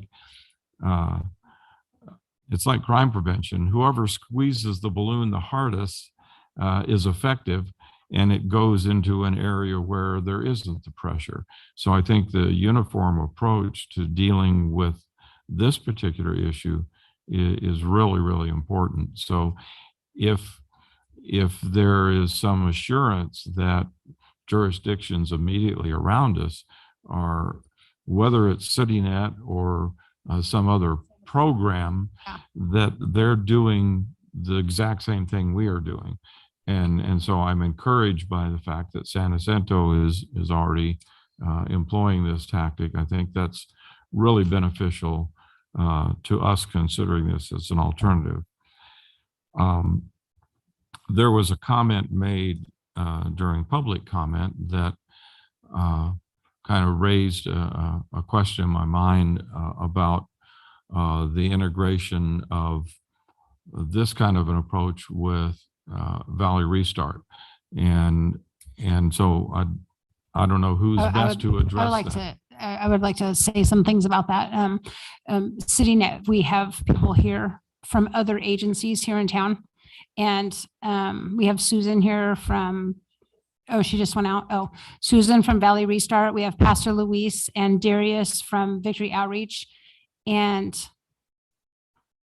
right now is the time, instead of thinking about who gets it, it's more like the city of Hemet is finally coming to the table. And we're all going to be working together on the homeless issues, because as we've recognized for years, It takes more than an organization working with women. It takes more than an organization working with chronic homeless. It takes more than an organization working with each of these different specific areas to come together and address all the needs, because one group can't do everything. And so we have a strong team in our valley for you guys, and we will be glad to introduce you to everyone. And we can utilize all the resources that we have in this valley. But I think the city coming forward with CityNet kind of puts a, I don't know, it puts the city into more of a leadership role instead of sitting back and watching. So we've watched long enough and we're ready to do something. Yeah, and I think that that's really critical, because it's really incumbent upon us to take more of a leadership role in how we're addressing the issue. I do have one more question, and maybe this is best addressed by CityNet representatives, but I'm a little bit concerned with the statistic of 42% indicated that they would not be willing to accept shelter. And I'm wondering why that percentage is so significant. And is it because there are strings attached to accepting the shelter, such as no drug and alcohol, or you have to participate in some kind of rehab program, or I'm concerned about how high that percentage is of people who would decline that option. Yeah, so the couple of things I would note first, as by way of context to answer the question. One is, we list the questions, all the questions in the full report as asked. So the question's pretty straightforward. It doesn't, we're just trying to gauge interest, and so we're not saying this kind of shelter or that kind of shelter. And so I think a lot of times people do fill in the blanks, and they assume we're talking about a shelter that they don't want to go to, or there's, or a vision of a shelter that they have in their mind, which may or may not be what is available in the region. So the one, it's important to look at the question as asked. It's just pretty straightforward, pretty basic. Second thing, just I would say by way of clarification, is that number is pretty standard that we see across regions, around 50%. In the past, in other locations, the kind of the reasons that we get are, you've hit on them. One is people have had bad experiences with shelters before, and whether that's their perception was that there's too many rules, but really the big thing is congregate shelters. So people have in their mind large shelters with very little privacy. And those shelters still exist, but more and more we're seeing across Southern California moves to smaller shelters that are non-congregate or more non-congregate. So an example, that the pallet shelters, we run one pallet shelter in Riverside, but the pallet company came out of Seattle, and we were one of the first ones outside of Seattle that they ran, and I think they got 50 now across Southern California, in part because that model really works well for people, where you have your own space, you have your own door. It kind of calms everything down because you've got privacy. And so I think a lot of the resistance to shelters is because people have in their minds old style models of shelter that are kind of being phased out. In part because I think there's a lot, we've run both, and I can report that in our experience, there's very significant challenges with running a congregate shelter, just with security and with safety and privacy, and that just present challenges long term. We much prefer to run a non-congregate shelter. The other thing that I guess I would say, by way of answering that question, is location matters too. So sometimes if you ask that question, they may be thinking the closest shelter that I know is up in Riverside, or is some far from here. So the other thing that when people when we ask them, well, what would make, in other surveys we've asked, if they answered no, we've asked them, well, what would make it more attractive to you? And at the top of the list is location. So people want to be sheltered relatively closely to where they find themselves homeless because they feel comfortable there. They feel comfortable in a particular location. They know the people, they know how to get their needs met, they know where things are, they feel safe and secure. And so if a shelter is local, they're much more likely to be receptive of that. Well, kind of a follow-up question in regard to that shelter, because I noticed the staffing from CityNet is comparatively small. And so if we acquire, say, 10 rooms in a hotel motel, does CityNet staff that and oversee what's happening there? Correct. So the personnel are not only the ones that are on call to respond and interact with PD, but also overseeing that. Because one of the things that pops into my mind was in my personal opinion, the dismal failure of San Francisco's attempt at putting people into hotels and all of the rampant problems they had. And a lot of that, I think, was attributed to lack of adequate trained supervision on site. And they really had no clue of what they were doing. And so I think, in my mind, if you're going to have temporary bridge housing available, it's really important to have the right kind of staff there overseeing that. Otherwise, you're doomed to failure like San Francisco. Yeah, I agree. Trained staff, and then also sort of clearly defined policies, procedures, expectations, and a user agreement. So we have a signed agreement that every resident signs, and we we come on a weekly basis to pay, and then also to provide a food card. And so there's lots of touch points. It's not, I think when you've seen those failures in the past, it's been systems that have been overwhelmed, and they put people in rooms and kind of, not forgotten about them. That's not the right way to say it, but had very little touch subsequently. And this would be, these would be, first of all, to get into the shelter would be people that we felt like had a reasonable case management and plan, a bridge to somewhere, some place lined up on the other, or some reasonable destination on the other end of the bridge, but also a willingness to work with us and to follow the rules and the guidelines and to participate in their own case management plan. Thank you. That's all the questions I have right now. I may have more after we hear more. Can you talk about, so you mentioned earlier in one of the slides that 30% of your fees go to, you said like there's a van. I think the other gentleman was talking about there's a van. What's the other 70% going to?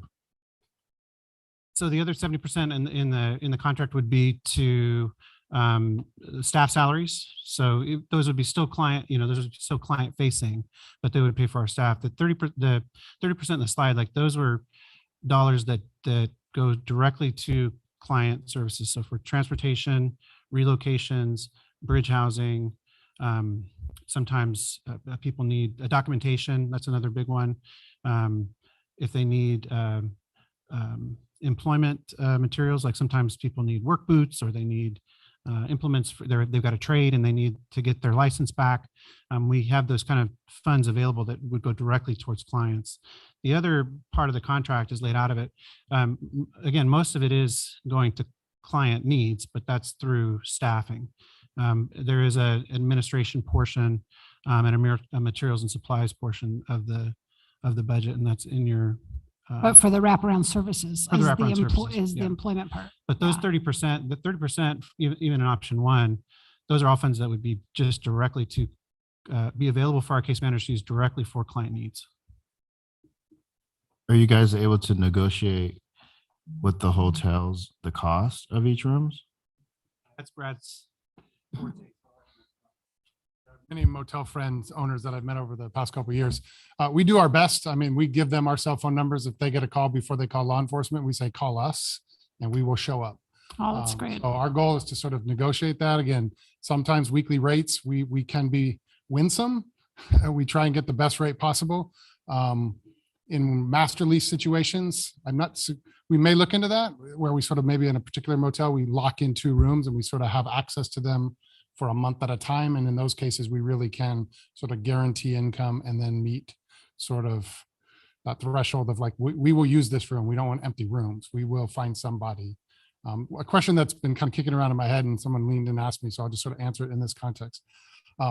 Sort of the federal standard. This is, you can quote me on this, but this is not sort of in law.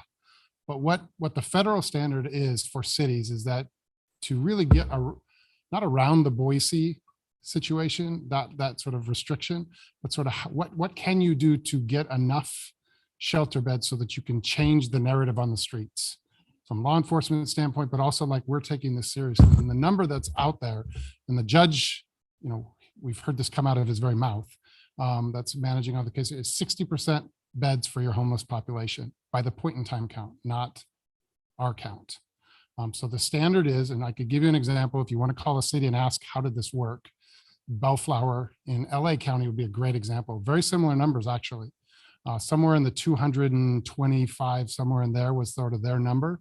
We did the exact same process we're doing here. They actually went to the judge and said, what would it take if we were going to get sued to get out of that lawsuit ahead of time? And what they did is they actually did get a shelter. They invested the money. They met that 60% threshold of the homeless population on the streets, thus providing opportunities for people to go somewhere, which is not what we're doing in this proposal. So it's a conversation beyond this, but that brings 10 beds into that number. But what they did, that their number is now currently is a roughly 50 something. So it went from 220 something to 50 something in a year. And a lot of people have been helped in that process. In fact, we're scaling back our contract, which is similar to this one, because we don't need to be around as much and be driving around. So that's sort of the number. So can 10 beds make a difference? For sure, because you can get that sort of momentum. And another thing that happens on the streets is a lot of people say, no, thank you, leave me alone. We're jumping out of a van partnered with a cop car behind a 7-Eleven at 10 o'clock at night, asking the question also. And they're just like, leave me alone. So that's partly why they say no. What happens is if you begin to this, the goal would be collectively is to sort of create this narrative of like, hey, it worked for so-and-so. How can I get part of this process? And you can create those winning strategies that actually do build momentum where people are sort of on the waiting list. Hey, when a room comes available, I'm your guy, I'm your gal. Can I get that next unit so that I can, and so that's sort of what you would hope. And so those rooms become sort of turning over with the staff we have checking in on a daily basis and having them access to our phone calls and providing food cards and those sorts of things. We can manage that as a decentralized network of 10 motel units. We've done it in lots of places, and it has not really surfaced many issues. Is CityNet willing to partner with other agencies within? So if they have extra beds or extra room, or they say, hey, we're building this, they add on to the whatever they have going on? We are committed to the same things that they are, and we recognize that we have particular strengths, but we aren't perfect in every way. And I would assume that would be the case with any other partner nonprofit. We know a lot of these folks already because we work regionally. And we'll introduce you to the rest. We'd love to. Got a Faith lot. community groups, that's kind of how I started, is just, I was a peanut butter and jelly committee person, and that's what we were doing. And we realized like, that's not these people. I'm seeing the same people over and over again. We're not ending homelessness. So getting those people on board is equally important. One really big issue that I have is cities not taking care of their homeless people. And I know the city manager already addressed this a little bit, but I need to know the vetting process for taking care of our homeless people. And then since San Jacinto has already signed their contract with you, I mean, it definitely, maybe you could speak to those benefits too, because one of the things is, we don't talk about it in this, but we created a by name list. We did not just go around and go 1, 2, 3, your numbers X. We actually interview these people. We actually have their by name list. We work with the county system, homeless management information system. So we are connected to the countywide system where every agency, unless they're privately funded, puts all of our data into the common system. So we have access to see who's where in a limited sense. We can't see case notes if we're writing personal notes, other agencies can't see that, but they can see we're working with these individuals. And so that system, we are very adept in that system. We use it every day. So that sort of partnership and sort of the binding list, that was the sort of the significance of starting with the census, is we actually have a baseline. We know who was there on these days, and so we can start working with that. It's very common, it's unscripted, but law enforcement, typically when we do that kind of census, they go, that's the number. Typically when you do a point in time count number, everyone goes, that's half the number. It works the same thing everywhere. So you sort of got a realistic number. Don't on the top of my head know what the San Jacinto count was, but we are doing the same kind of thing. So there is a sort of a data set, if you will. It's a very fluid number. We don't build a wall around the valley here. But we monitor that obviously on a daily basis. We haven't seen someone for so-and-so and this person shows up, we check it against our records. Saying like out of our valley, we have people that, could potentially come here because our valley citizens are very generous giving to panhandlers. And so we're trying to change that. Recommend people don't give money. I know you guys have a great program that kind of addresses that. Yeah, I mean, working sort of with law enforcement, obviously there's other ways to establish residency, phone bills, previous residencies, former jobs. There are ways to do it, but we do lean on law enforcement quite a bit, and they can help us as allies in this cause. They can get us local ties pretty easily. Awfully quiet. For the last good sheet. Yeah, that was okay. One question. How did you settle on a 19-month contract? I'll defer to the city manager on that one. Yeah, so we had some conversations, and I think that's a discussion that's relevant for the council. So initially we needed a metric by which we could say, okay, we've invested this money funding there. How long do we reasonably need to be able to determine whether we've had some success or not? So we felt that 6 months was probably too short, 12 months, maybe a good decent amount of time, but we felt that after about 1.5 years, there would be some legitimate metrics by which we could gauge that. And so that's why that number was included there in the backup, but it is something that's subject to council discussion here at the dais. Okay, I just wanted to bring that out. Takes it from now until the end of the next fiscal year. Yes. When you contract with rooms, and you just mentioned that you have access to all the other entities that are doing outreach with homeless, and so where the bodies are going, so to speak. Can you track, or do you have a way of knowing how many other entities are using hotel rooms in Hemet?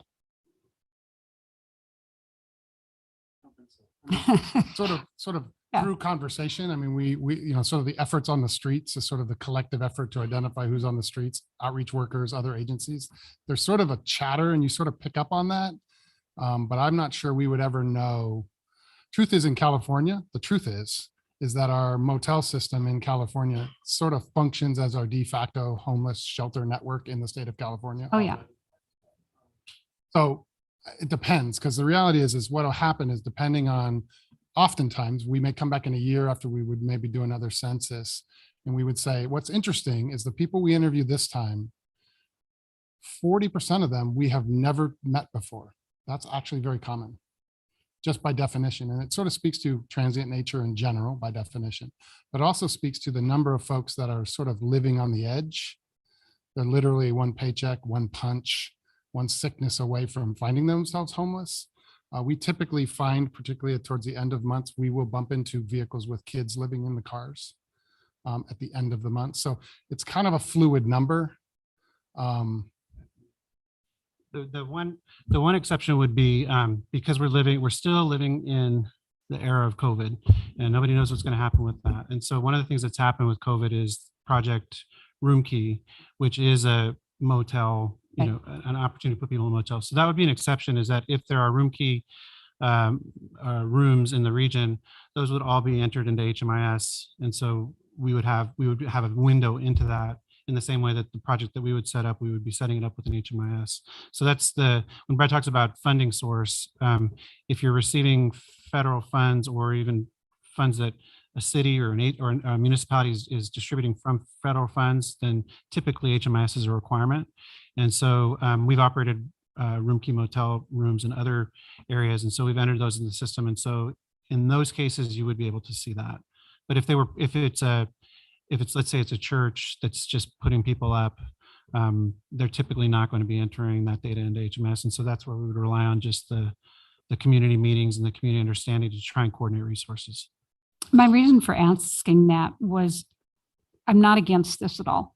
In fact, I think we really need to go through it and have some measurable goal posts on this.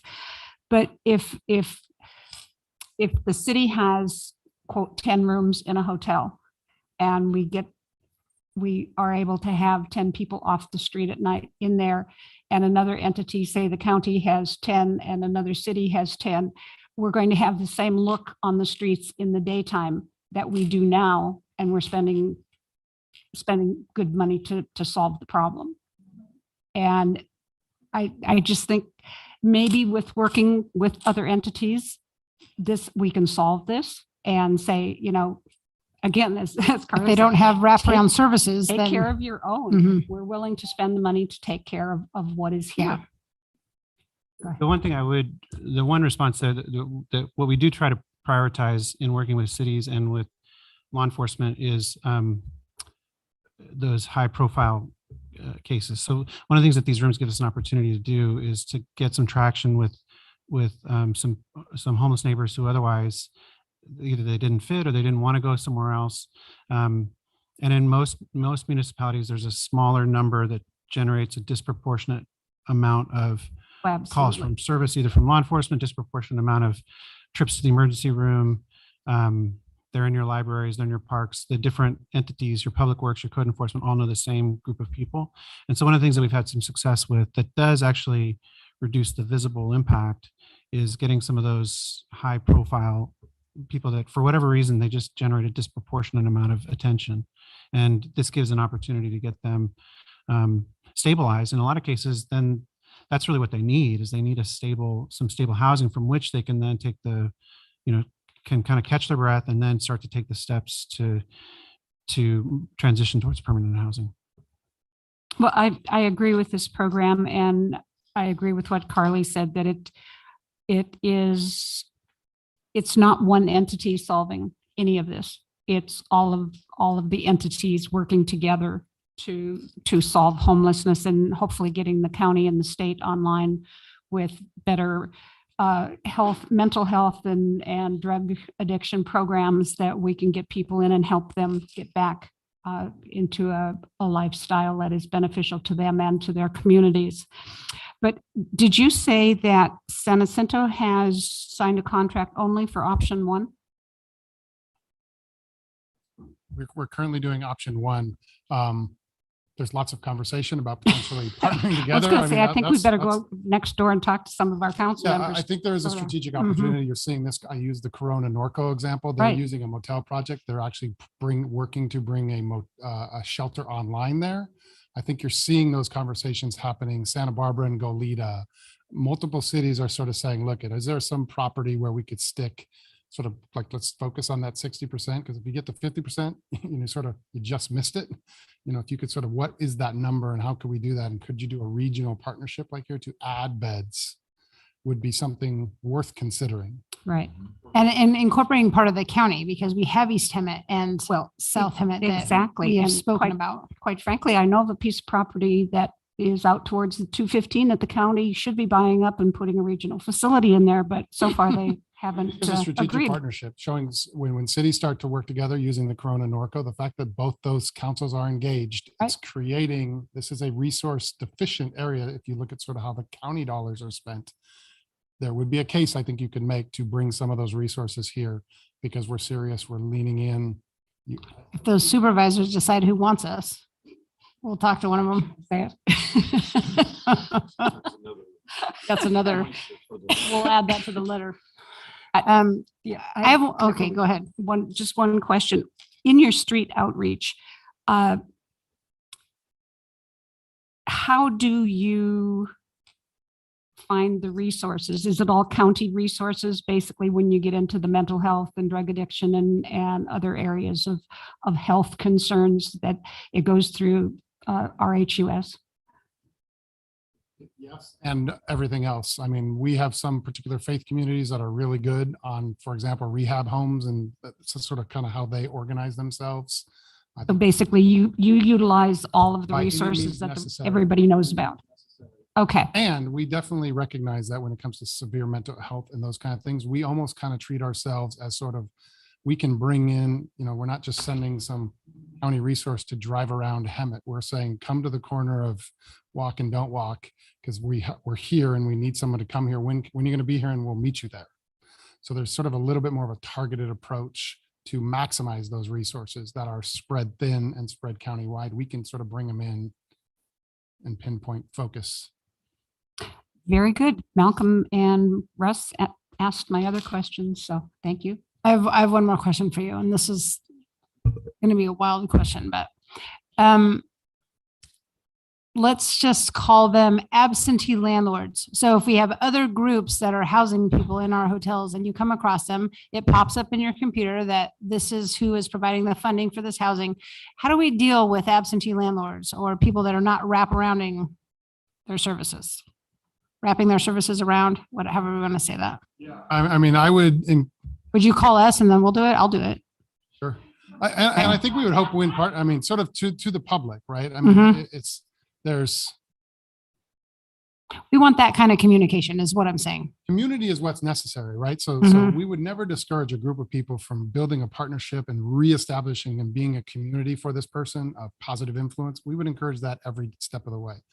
Sometimes, and again, I come from a faith background, right? So I represent that oftentimes as well. So I recognize that sometimes it would be important for groups, particularly ad hoc groups that are kind of doing stuff like that, to connect with the system.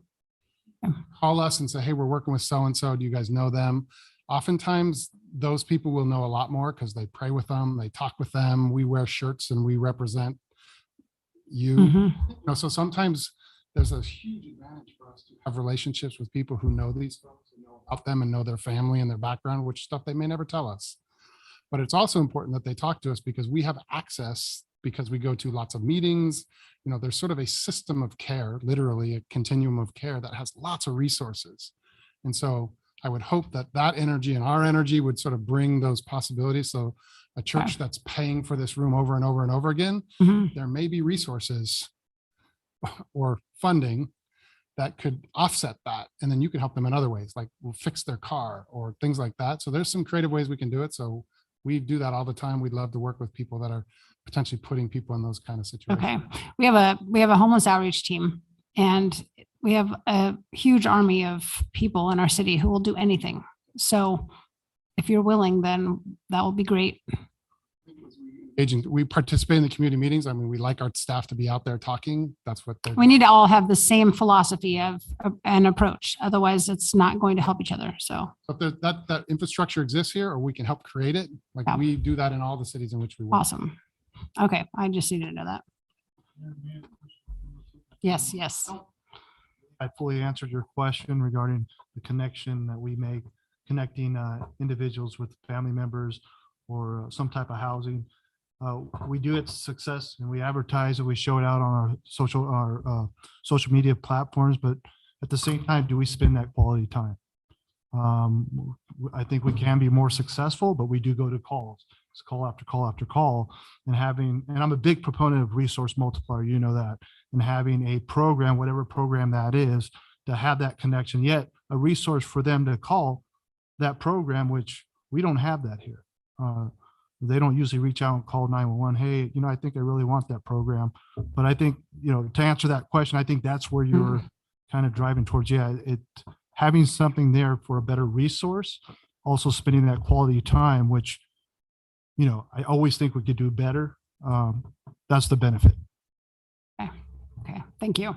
I think that makes sense. All right, you guys. Let's get it. Go Russ, I'll go give for it a it. shot. Go for it. I'd like to make a motion that City Council adopt a resolution with the CityNet under option 2. And I propose that we establish funding for this as discussed in the fiscal impact of the staff report, where we could utilize ARPA funds and local recovery funds. I second that- that. Oh, sorry. Is that sufficient enough for a motion? I think it is. Okay. All right, we have a motion and a second. Do we have more discussion? All right, can we have a roll call vote, John Paul? Thank you. Motion made by Councilmember Brown, second by Mayor Meyer. Councilmember Brown, Yes. Councilmember Krupa, Yes. Mayor Pro Tem Lowenthal, Yes. Mayor Meyer. Yes. That motion passes 4-0. When do they start, Chris? I believe they start December 1, so we'll get all the logistics hammered away. It probably takes some time to get squared away with PD, the rest of our departments too. So we'll be working on this first thing tomorrow morning, Mayor. Awesome. December 1 is very far away, but And- I guess if that's what you And can. Mayor, I'd like to express my appreciation for our staff, particularly the PD staff that worked in collaboration with them to get this census accomplished. Thank you. Okay, with that, we will go to item number 15, City Council reports. Councilmember Brown. Okay. Just a couple things. Western Community Energy is, they're calling a special board meeting that's going to take place this Friday morning. May have some information at next meeting about a proposal between WCE and SCE. And the only other thing is I want to advocate again that Boo at the Bowl is taking place this coming weekend, Thursday, Friday, Saturday from 6 to 9 p.m. Stacy Bailey has been putting out daily pleas for volunteer help. So tonight was a volunteer orientation meeting that people have to have completed to volunteer. She's giving me special dispensation since I can't be two places at once. So I'm going to show up early on Thursday and get my volunteer application submitted. And my plan is to be there each of the 3 nights. I'm also trying to connect Officer Reyes, who's our Explorer Post Advisor. Kind of came in late, so we may not be able to get explorers involved into a great degree this time, but perhaps they can even help with the after event tear down and cleanup. So I'm trying to connect him with Stacy Bailey to see if maybe we can get some of our explorers involved. And that's all I really have to report. All right, thank you. Councilmember Krupa. Okay. The library is actively working on and I forget the name of it. It's not the open door policy. It's that new open access. Thank you, Kathy. So the cameras are going in and the automatic gizmos on the doors that let people in, and working diligently on that. And also when IT has time, working on upgrading the computers of public computers so that they can be opened back up to the public again when things start coming in, because that really is one of the most useful tools that a lot of people have for finding housing and finding jobs and finding services of all kinds, because they don't have computers that they carry around with them. They probably, whatever the process is, but that type of thing, need to put that into a higher up in the priority list so that the public computers get upgraded at the library. League of California Cities, the monthly general meeting is November 8th, which is a Monday. And at that meeting, it will probably be virtual, but we will be having presentations on redistricting and also on how to utilize the exemption to the 85th percentile for setting speed limits. We definitely need to hear that so that we can set reasonable speed limits in the city.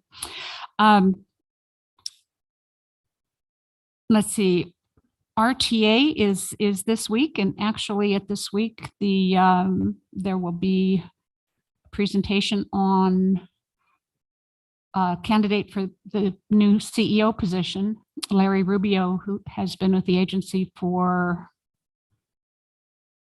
30-something years, is finally going to retire.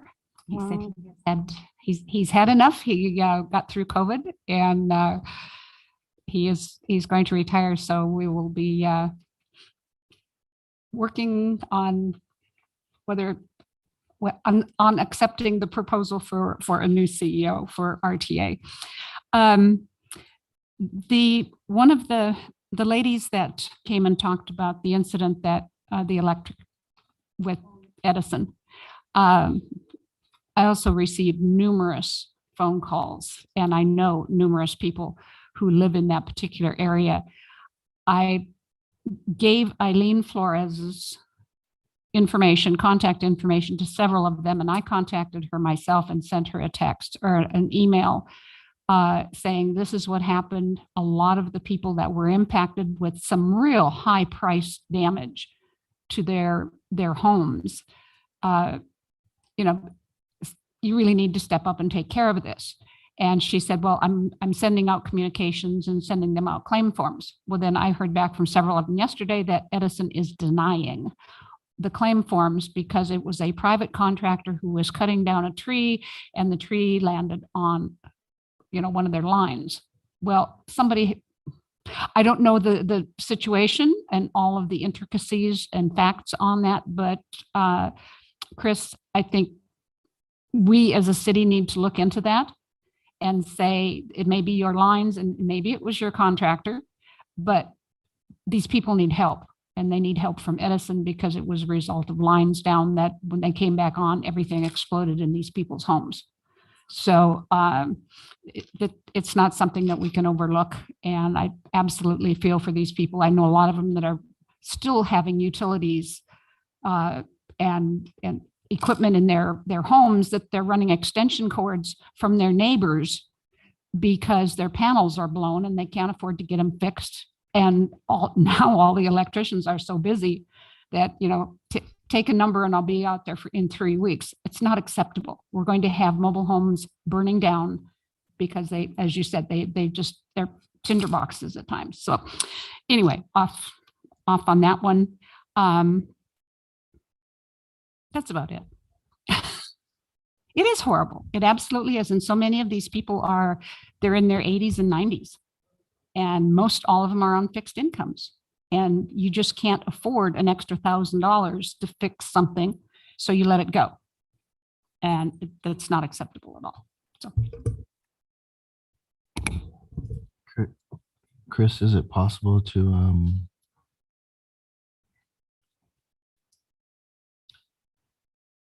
use ARPA funds to help some of these families?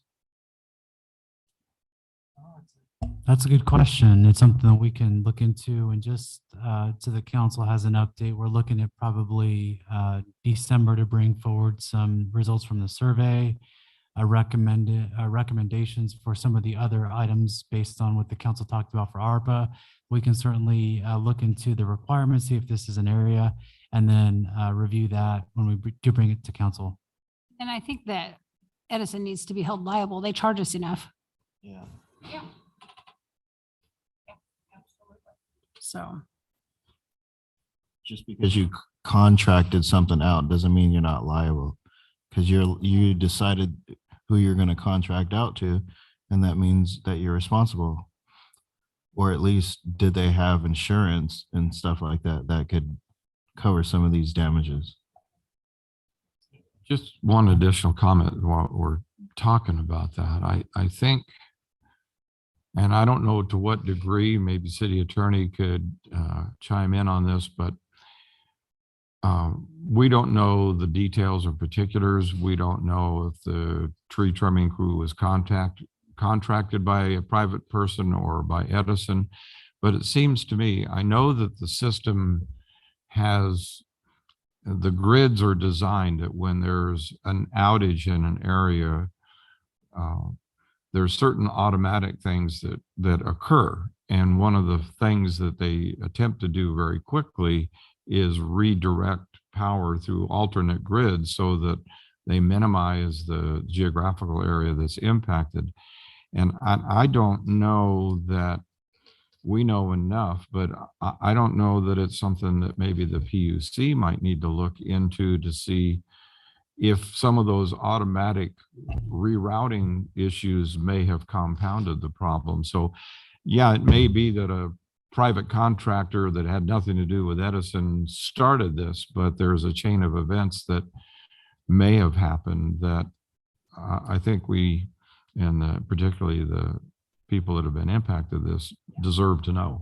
Yeah, I just wanted to say, at least on the city attorney side, as soon as I heard the comment during public comment, I asked the mayor to provide me with the contact information of that individual as well.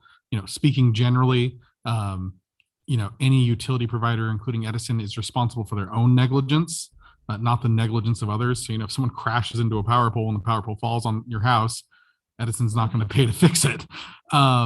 You know, third-party contractor going out there and doing tree maintenance, oftentimes they are contracted by Edison. So, you know, I wanted to look into that a little bit further. You know, the city, you know, I'm not the attorney for the residents of the city. I'm the attorney for the city itself, but the city does have the ability, like you said, to interact with other organizations and regulatory agencies. If Edison is responsible here and they are improperly denying claims, that's certainly something we could bring to their attention. And we can also use our own investigative abilities to find out what the name of this tree contractor is, and we can give that to the public. So at least then they know who they should be making the claims to. We can assist in ways like that as well. So that was what I was hoping to get that information and see what assistance the city could be on the legal end.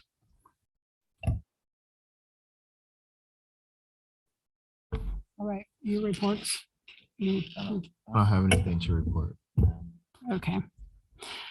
I will just thank you all for your participation with the State of the City stuff for our Gems of the Valley, and I can't wait to present those to the city. So I think that'll be exciting. November 5th at 6 o'clock. So it's almost a week away. So, all right, let's see, city manager. Oh, well, does anyone have ad hoc committee reports that they need to give? I think I just let you pick them if you want to give them. If you haven't, then we don't. Which we need to. All right, City Manager Lopez. Yeah, I just again wanted to thank Councilmember Krupa and then Mayor Meyer for coming out to the first softball game on Thursday evening. I'm sure you saw the excitement of all the employees in the hollering and the high-fiving and all of the good fun that was going on that day. I mean, you could just feel the fun that everybody was having. And so we're looking to build upon that first game, and we're looking to look at other agencies, Hemet Unified. I heard that Eastern was looking at forming a team too. I know that Councilmember Coop has been talking about putting that challenge out to multiple cities and other regional groups. So we're definitely ready and willing to take on any city, any agency. So just know that we're ready to play, and, you know, come prepared to have some fun in a good setting. Yeah, we'll certainly let the council know when the next game is. Yes, we will. Just to add to that, quite frankly, Valleywide should be the lead agency in organizing this entire thing. So let's all reach out to Dean and tell him that's his job, Valleywide Park and Recreation. Okay, and we will be the first participants along with the city of San Jacinto.